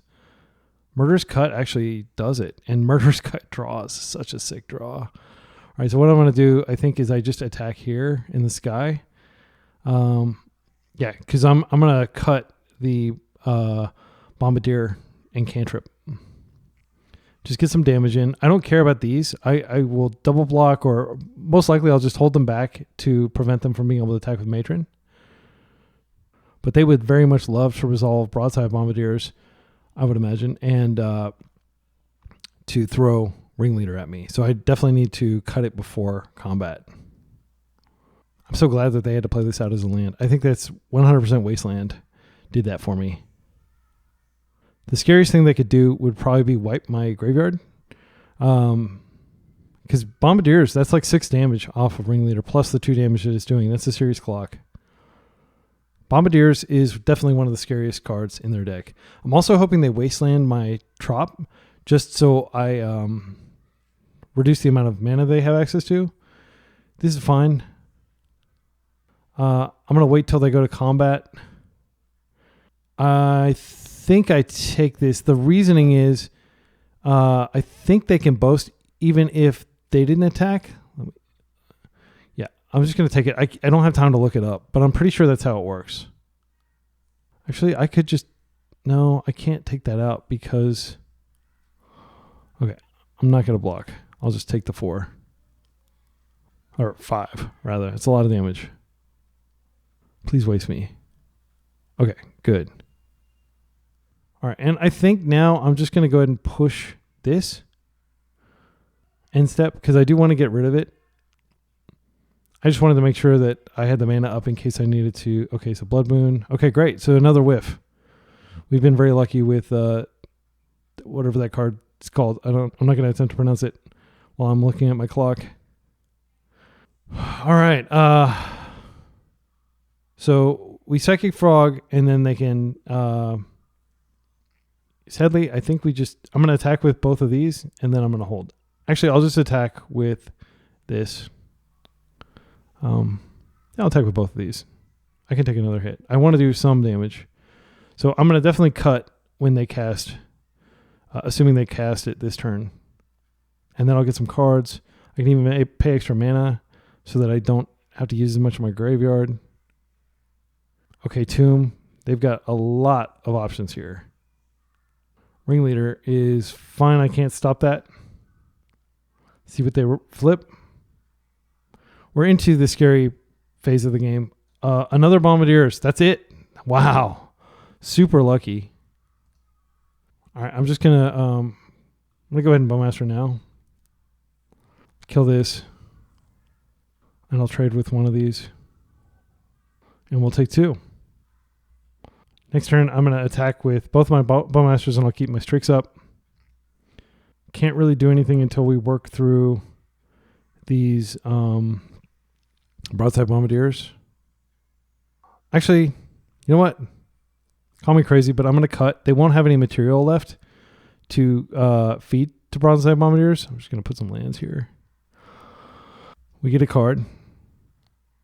It's another Fatal Push. We can't do anything with it, but I am going to cut them off of Ancient Tomb. So slow their roll. All right, and they could totally rock me here with broadside. But if that's all they're doing, I'm fine with taking 2. This is a risk, but I want to keep the pressure on. We've cleared their board. We've kept their lands to a minimum. We've got Fatal Push in hand to deal with broadside next turn, or Psychic Frog. Okay, Cavern is good, but it doesn't actually affect the board state at all, other than giving them additional mana. They are spending it for Sling Gang, which is quite good. Okay, so they can ping us for a lot, and I think they gain life. So this flips the tempo script for sure. It is a 4-drop, so I will need a fetch land to be able to push it, but I will most definitely push it. Okay, I'm going to brainstorm here, looking for a fetch land. We didn't find a fetch land, but we found a Wasteland, which I think is fine. I'll put this back. I'm going to play this out. I'm going to hit the Cavern. I'm going to push. They are probably going to do the sack trick here. That's fine. There's nothing I can do about that. They're not going to sack their other goblins. Now, when they broadside, I'm in trouble because they can throw those at me and do a lot of damage. I can't wait. I have to hold back. I can't attack. They've got 2 broadside that we're going to have to work through. I don't think there's a path forward. I'm going to concede. I think we have better luck next game. I just don't think that we're going to be able to get through 2 broadside. Because we can block, but they're going to throw, and they're going to do 2 damage, and then they can have the second broadside. We just don't have enough forward momentum. Okay, so let's take the slow cards out. Deed's coming out. I think Daze comes in, just because we're really pressured on time, and I think Murktide would have been good there. We're bringing Murktide in. Do we want Daze in? I don't think actually we want Daze. Witherbloom is slow. It does do a lot. We still haven't seen a Vial from them or any artifact. They may not be on Vial. We could pull it out because it takes time to run that. Tamiyo is slow, even though it's powerful. Indeed, he's so freaking powerful. I mean, so is Witherbloom. Okay, here's what I'm going to do. This may be totally crazy, but I'm going to take these out completely. Because I just don't think 5 minutes is enough to win with her. And I think we just need to overwhelm their board. And I'd rather have Pernicious Deed on my side and have my 4th force in. All right, we're going to do it this way. This is like very much like a traditional like Up the Beanstalk Psychic Frog. Try to get some value and win real quick. But I feel almost certain the way we're going to win is through a big flying Murktide. I'm going to keep this for sure. We've got Island into Up the Beanstalk. I've got removal for their early threats. We're going to try to ride this Beanstalk. My opponent observed that this match is fun so far, but it may come down to time. I'm not going to even take the time to respond. But I agree. If you're watching this, I 100% agree with you, and that's why I conceded so quickly last time. All right, we could have actually held that and then held up Delta. Okay, no play.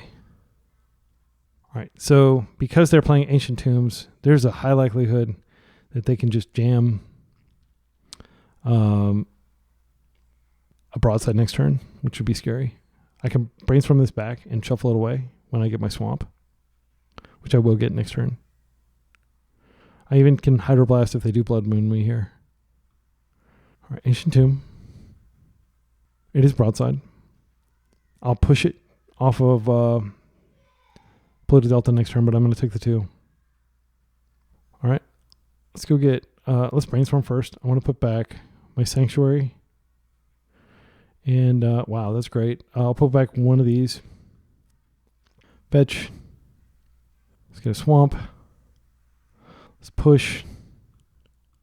I'm not going to F6 just because I do have a Hydroblast in hand, but I would love to do that. My goal is to next turn go with the Beanstalk, draw a fresh card. That's fine. I'm not even going to float because it takes time. Matron's fine. I would have definitely blasted that, but I didn't want to float because I've got 3 minutes on the clock and there's like this. Are you sure you want to, pass to the next phase without mana? And it takes like 5 or 10 seconds. I think now I can F6 for the turn. Okay. So now we can no longer do anything here. I'm just going to poke this, and then I can... Well, I can't F6 because I've got force. But I do want to get that off the table. The card that they got off of it was another broadside, which I can double block. And I will double block if they cast it. Hydroblast is a very good card. I do not want to pitch it to force. However, it could be a while before I get another land. That Wasteland was very powerful there. What I'd like to do is resolve Murktide and then have force to protect Murktide, because Murktide can help us win. That's fine. I'm not going to stop that. All right. They're not making full use of their mana, which I love to see. Land? No.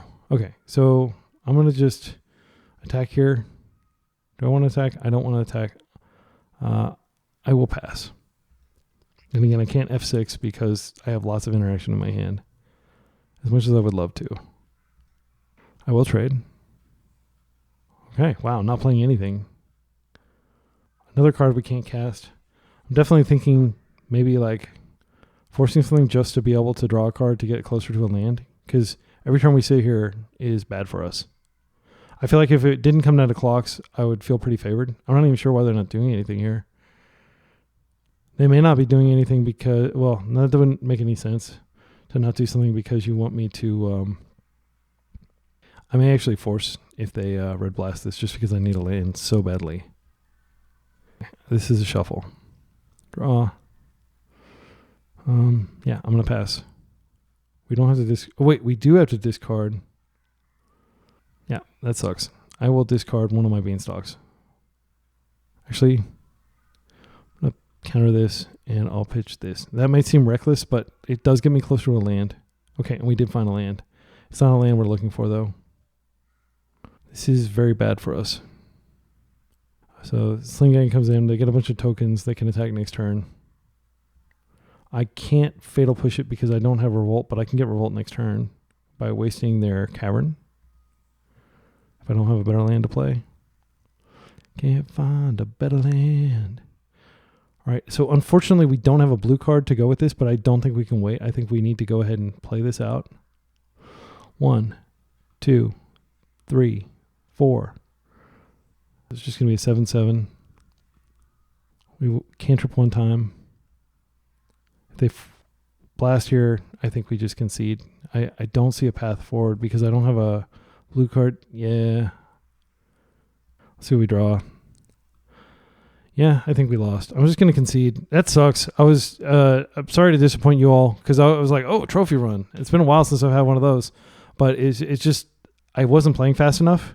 And yeah, I think had I had more time, I would have not passed through the phase and I would have countered the thing. But like you saw, I had 2 minutes and I've just kind of like been playing these control decks on MTGO so much that I've kind of developed an instinct for when you have to kind of cut corners with your decision making, and everything really was riding on that. And you could definitely argue that it was a mistake to not just go to discard and to hold the second force blue card combo instead of stopping the completely non-consequential card. I just wanted to draw to a land. And I would have drawn to that Wasteland, but I would have been another turn before I drew the Underground Sea. So we would have taken even more damage. I don't think that forcing there was indefensible. I'm not sure that it was correct. All right. So let's go ahead and clear our head for the final round against Harry 1232. All right. Harry is very likely a Maverick player. They've been playing Maverick basically nonstop for several years here. Wow. All the way back to 2022. So 3 years of Maverick finishes. They're probably like a very experienced Maverick player. So this should be an interesting matchup. Maverick, I think, is generally, there's a saying that like non-blue fair decks are favored over blue fair decks because blue fair decks give up percentage to be able to stop combo and things like that, which, you know, as a Maverick player, as a D&T player, as a Cradle control player, you basically just accept that you're going to lose against combo. But what we're trying to do is we're trying to be good against combo as a blue control deck, trying to be good against combo and fair decks. But, you know, we're kind of a jack of all trades, master of none there. So I don't consider ourselves favored here. This hand, however, is pretty good. This might be a Maverick worthy hand. Let's see what their list currently looks like.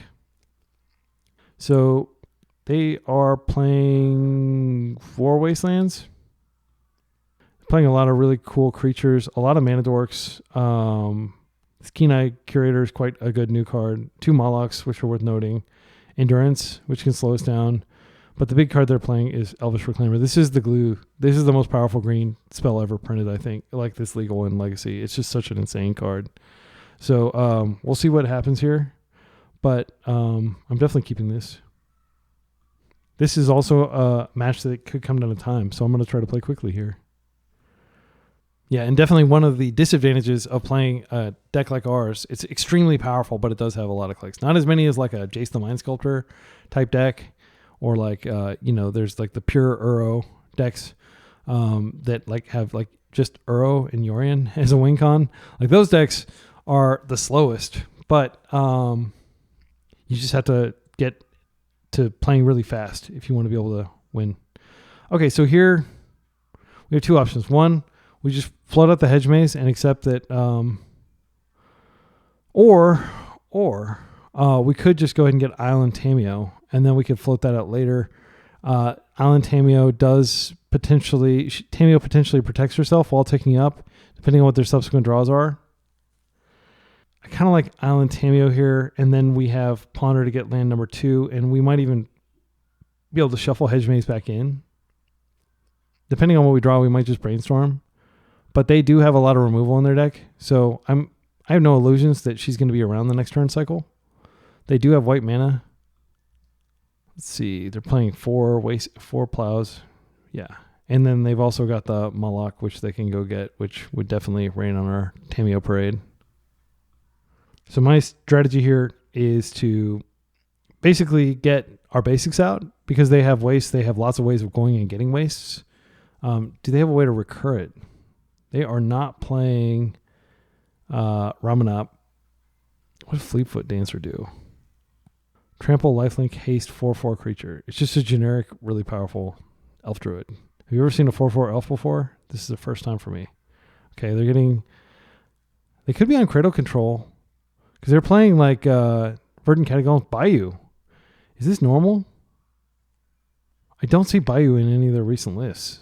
So yeah, maybe this is the rare kind of like Cradle control pivot. This card is a nightmare for us. It can just start going and getting Wastelands. So what I'm going to do is, and Tamiyo can no longer flip. It's no longer safe for her to flip because this can do so much damage. I think I'm going to start by attacking. I think that much has to happen. Now I'm going to Ponder, and I'm going to try to find a fetch. If I can find a fetch, I can push. I'd love to find a fetch that can get a basic swamp. Wow. Yeah, we're going to shuffle that. I'm glad we had that Ponder. So I think we play out Hedge Maze. Maybe they waste it. We're definitely far behind here. That's great. Yeah, that'll be good next turn. Okay. So next turn is going to consist of us pushing and potentially flipping Tamiyo, depending on the circumstances. Okay, Wasteland. Endurance. I'm glad I have Fatal Push in addition to Murderous Cut now. They have so much power, it's very dangerous for me to flip Tamiyo. Because of this Exalted trigger, even with the debuff from Tamiyo, what are they getting? They might go Dark Depths. Karakas. Okay, well, that's another thing they can do. Again, I'm not too worried about it. Like, it's still in our hand. We can shuffle it away. We can do other things with it. I don't think playing her out and attempting to... Now is a good time to kill this because the shields are down. They can go get like Talon Gates or get like Sajiri Step or something like that if we don't take care of this now. I am going to push. And then I could play Tamiyo out, and that is essentially like... It just ties up their mana. I don't have anything better to do. Okay, Once Upon a Time. If they, for some reason, like decide to burn a plow on this or something, I'll be so happy. But I think they're just going to bounce it back to my hand. They're probably going to play Mana to work and then bounce Tamiyo. Yep. So if I flip Tamiyo, if they pass into my turn for some reason, which would be a huge mistake, I will flip Tamiyo. And after I flip Tamiyo, then I will Murderous Cut the endurance, and then it'll be hard for them to get enough damage through to stop Tamiyo in her Planeswalker form. But that's the great thing to do there. Okay, so options. We don't have enough mana to do everything we want to do. What we want to do, actually we do. So check this out. I'm going to play this. This ignores a lot of what could happen next turn. But I do think flipping Tamiyo is good. Now I'm going to brainstorm flipping her. We're not going to be able to get it. Well, we are kind of going to be able to get a perfect brainstorm with Lorien revealed here. But we don't really need to. I'm going to put this back. I'll put back a Psychic Frog. We're a few turns from casting that. And you may think that I've been like overly passive as far as casting these Psychic Frogs. I'm going to hit this now.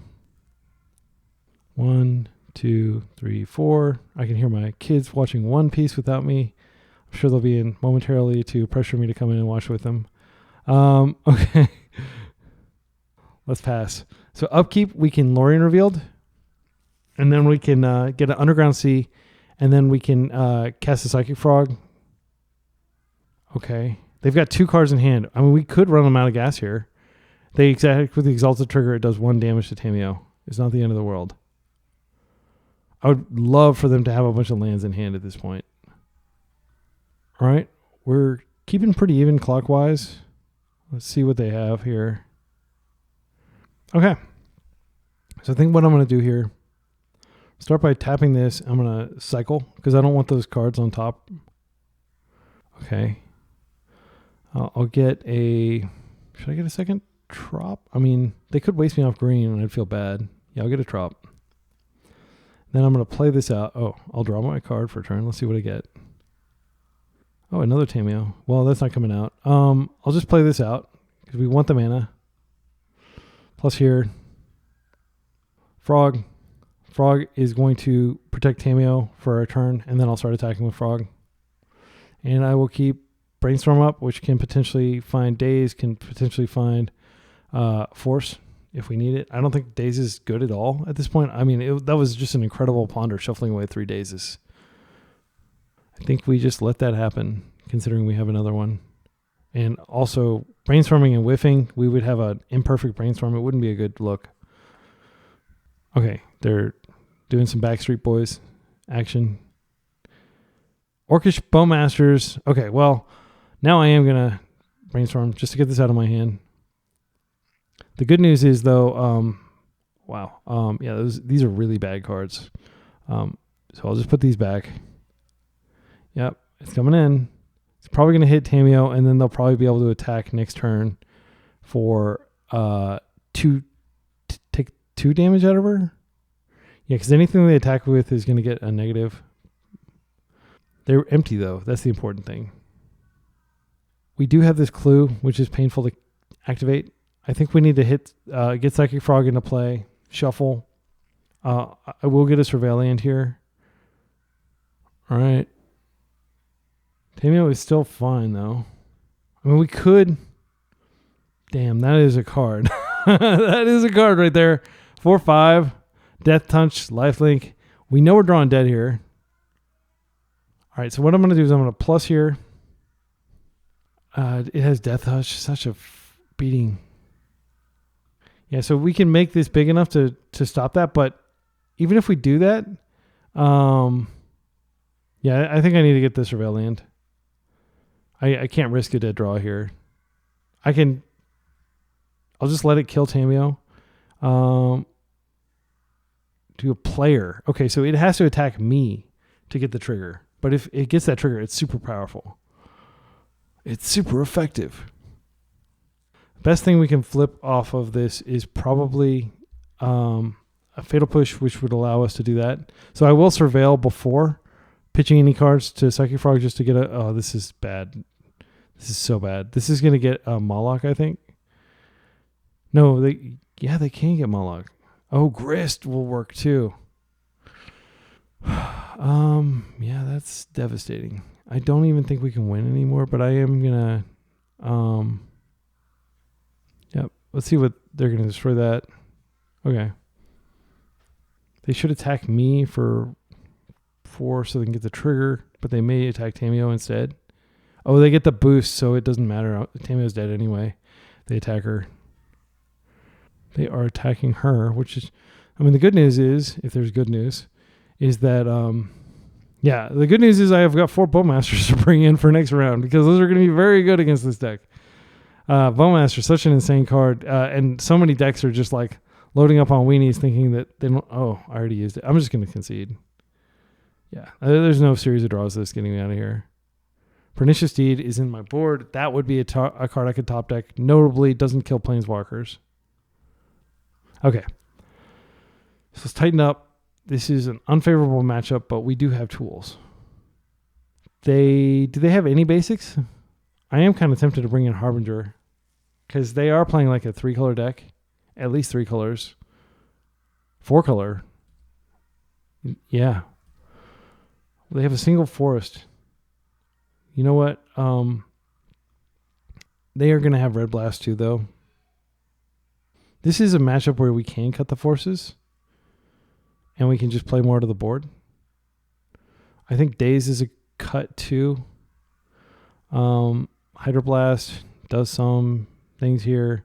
I think Harbinger could like just surprise them and win. Yeah, I'm willing to do that. Like, it feels weird to cut the forces when they've got like Green Sun Zenith and stuff like that, and I've got Beanstalk in my deck. I think maybe that is a mistake. I'm not going to cut the forces. I'll leave them all in. I mean, we are going to get value. I do want to cut some Tamiyos since I saw that Caracas. Also, Tamiyo is not nearly as explosive and useful here as she was in that Goblins matchup. Just because they are going to have big creatures that can strike her down, and they're going to have other abilities. In fact, I might just cut all of these Tamiyos and bring in a Hydroblast because Tamiyo was not good there at all. I think the Harbinger is worth bringing in just in case we catch them. Yeah, I'm going to do that. A dream hand would be Bowmasters and Up the Beanstalk. I will take Strix. But Strix does get worse later in the game. This hand is pretty good. We've got basic. We've got lots of removal. It's slow and reactive, though. It doesn't... We're on the play. We need to be aggressive. I don't think we're going to wasteland our way into any sort of victory. I'm going to mold this. This is a better hand. I'm going to keep this. I'm going to put Murktide back. Murktide will come out later. But they are going to have Red Blast, and they do have Plow. I'm just going to open Island Ponder. These are all good cards. However, we need a land. I don't think we can keep this. All right. Not a bad draw, but again, everything is contingent on us finding land number 2. So we had 4 looks, and we did not find one in a 20-card deck. That is unlucky, but that does happen. Obviously, that just happened, so it can happen. Okay, they're opening Shadow Backstreet. They don't have a turn 1 Dork play. If we rip a land, we are totally in this. If we don't rip a land, who knows what's going to happen? Who knows what's going to happen? Yeah, this is a sad way like to come out so strong out of the gates, 3-0, and then to lose to Goblins because I played too slow, and now to lose to like an incredibly unfavorable matchup. I wouldn't say this is as unfavorable as like Painter, but this is not a favorable matchup by any means. They've got so many tools in their toolbox. I mean, they're just going to outdraw the heck out of us if I let this resolve.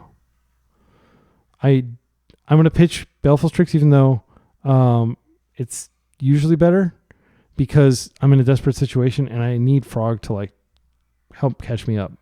Land, please. Okay, I'll take it. I'm not too proud. However, it is ridiculous that I have not revealed the land. I have so many lands. I'm going to play to win. I'm not going to play to not lose, as they say. All right.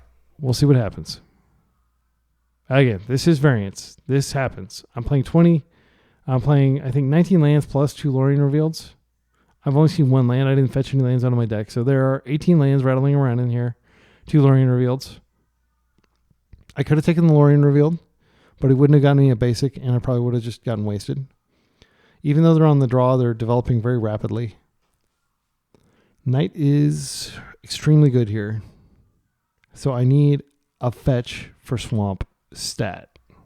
I think that's like the only thing that can keep me in this game. This is not nothing. But in fact, it doesn't cast a single card in our hand.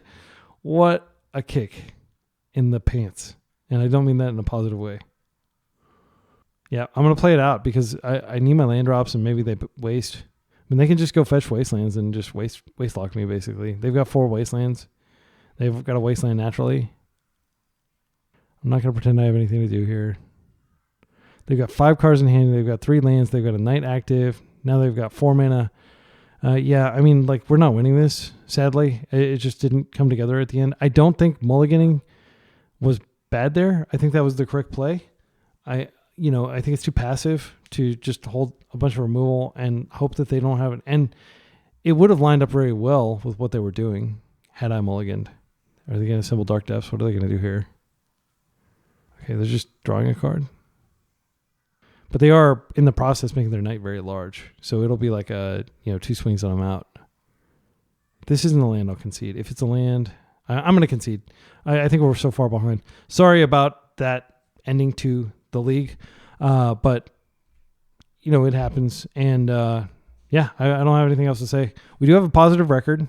I did like this deck. Splashing for green is really rough.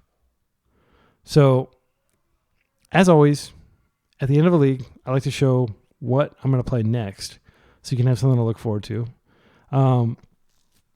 I think that, this is very strong. Witherbloom is hard to cast, as always, when you're trying to play basics. And those basics served us really well, especially in that matchup against Goblins. They would have served us really well in that matchup against Maverick had we not gotten completely mana screwed. To give you an idea of how unlucky that was, we saw 7 cards initially. We put those back. So 6 cards, 1 land. Then we pondered. We saw 4 cards, no land. We pondered a second time. We didn't find a land.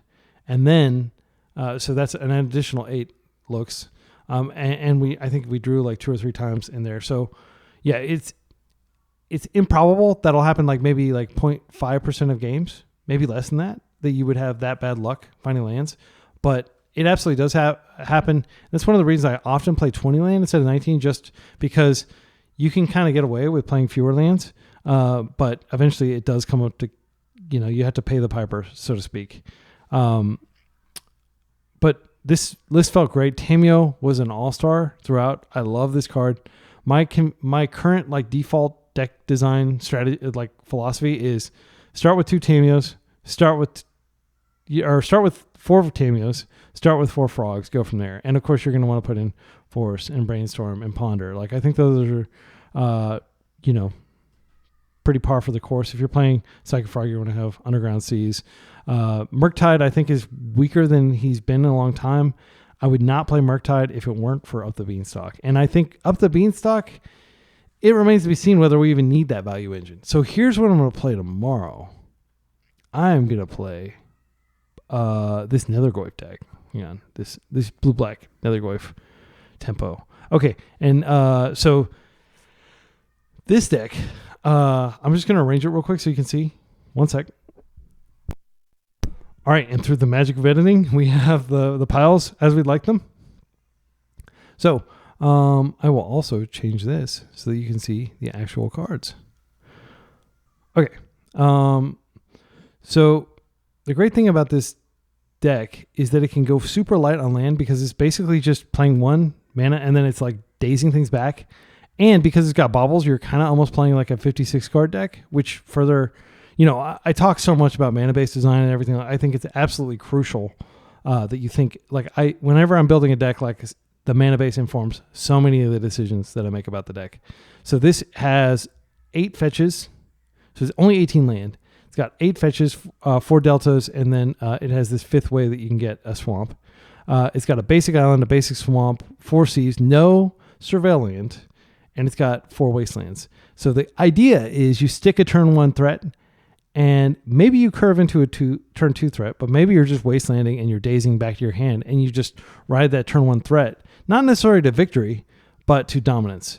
Those turn 1 threats that we have in here, Nethergoyf, which is quite powerful. I mean, it's almost as good. I'd argue it's basically as good as the original Tarmogoyf is. I don't think there's a reason, if you have access to black, I don't think there's a reason to ever play the original Tarmogoyf again, because this only looks at your graveyard, but the ability to come back is great. And of course, it's 1 mana. That makes all the difference. Like, nobody's played Tarmogoyf in Legacy, aside from like fringe uses for like years. But Nethergoyf, I think this isn't the style of card I like. I don't like dumb beaters, but I like being able to structure a deck around just putting a threat on the table, Delver style, and disrupting your opponent long enough for that threat to seriously mess them up.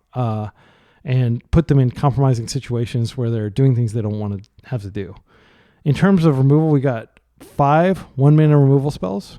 Dismember being actually probably the weakest of these because Fatal Push can hit so many things in the format, and Dismember doesn't necessarily kill Baleful Strix, but I really designed this deck to be able to play on like 1 Underground Sea and do most of what it needs to do. The other turn 1 threat, Tamiyo, which I've already spent a bunch of time. If you just watch this video, you know how strong she is. I do think she's a threat, even though she doesn't do damage. She attacks on a different axis, which is card advantage and just inevitability. Every turn she's out, she's like ticking up, or she's generating clues. So strong. A couple Brazen Borrower, because Brazen Borrower is an insanely great card, especially when you've got like, the Days Wasteland package to back it up. And then I threw in a Preordained because I wanted an additional sorcery as a type for Nethergoyf, and because this can also help, in addition to the Mishra baubles, it can just more aggressively flip Tamiyo. And I think with this deck, you do want to aggressively flip Tamiyo, because the longer the game goes on, it probably gets worse for you. The other cards, Baleful Strix, very strong against opposing frogs, very strong against opposing Nethergoyfs, very strong against goblins, as we saw, strong against Maverick, strong against basically every deck. The only deck that this card isn't good against is like creatureless decks. Right, it's really good against Eldrazi, by the way. And then, of course, 4 Psychic Frog. So the goal of this deck, again, get a threat on the table. Get Nethergoyf big with artifacts, with sorceries, with instants and creatures, right? Lands. And then ride that to victory. And so we have a lot of very low mana interaction here. We have 2 Harbinger, which we may not actually need 2 Harbinger, but it is a very good card. I think I'm going to take one of these out and I'm going to put in another Consign of Memory, because Consign of Memory is good in so many matchups. Harbinger, because the mana curve is so low and you may not have access to 3 mana until late in the game, and you have to kind of set it up by getting your swamp. But we've got a couple Force Negations. I don't have a lot of Graveyard hate. I'm kind of disrespecting Graveyard, but I've got a Surgical and I've got a Nailspin, and then I've got the 4 Orcish Bowmasters, which are so good against control decks. So my plan, and I've got the Hydroblast to respect those decks. But my plan is to take out the Nethergoyfs against Swords of Plowshares decks and bring in the Orcish Bowmasters, because those games are going to go longer, and we're going to be able to get a lot more value out of Orcish Bowmasters, surprise them, do all kinds of things. Actually, a lot of those matchups, if they're totally creatureless, we can just pull out all our removal. We got 4 more threats that we can put in, right? I mean, 5 technically, but like if we're against like the Epic Storm creatureless deck, we can bring in Consign of Memory, right? And then some Bowmasters, and we can remove these 5 dead cards. So I think this is going to be very good. I'm not sure if it's going to be as good as some of the blue-black control decks that I've been playing, which are a little bit slower, because this is going really in on the axis of Days. And if your opponent is like Jeskai control and they don't care about Days or Wasteland, then it's a lot of dead cards in your deck. But I'm hoping that Orcish Bowmasters is strong enough that it can give us game, even in those extreme control matchups. And I think that this will be very strong in the mirror because of Baleful Strix, and because, Tamiyo, I think, is totally underrated by most players right now. And it's going to be a while before people wake up to how powerful she is. But I've now played, I played like 30 matches in Tokyo. And then I'm just going to show you how many matches I've been playing. A lot. The good news is my win rate has been like slightly above. I think you have to have a 52% win rate to essentially play for free. So I think I've only spent like $40 or $50 this past month or two on tickets so that I could play. But we can see here, like, I don't know how many this is, but like these are all the matches that I've played over the past few months. I would say it's probably 100. I don't know. So if you add those with the paper matches, and then I do like a weekly at Boardwalk Games, check out the Boardwalk Games channel. I'll link to it in the show notes if you haven't checked it out. They've got great kind of commentary lists, like just watching people play. and watching people play on paper, and they're good players. The best players in Dallas play there. But I'm very excited about just playing decks every day, trying to have a video for you every day. And until next time, until tomorrow, be excellent to each other and party on.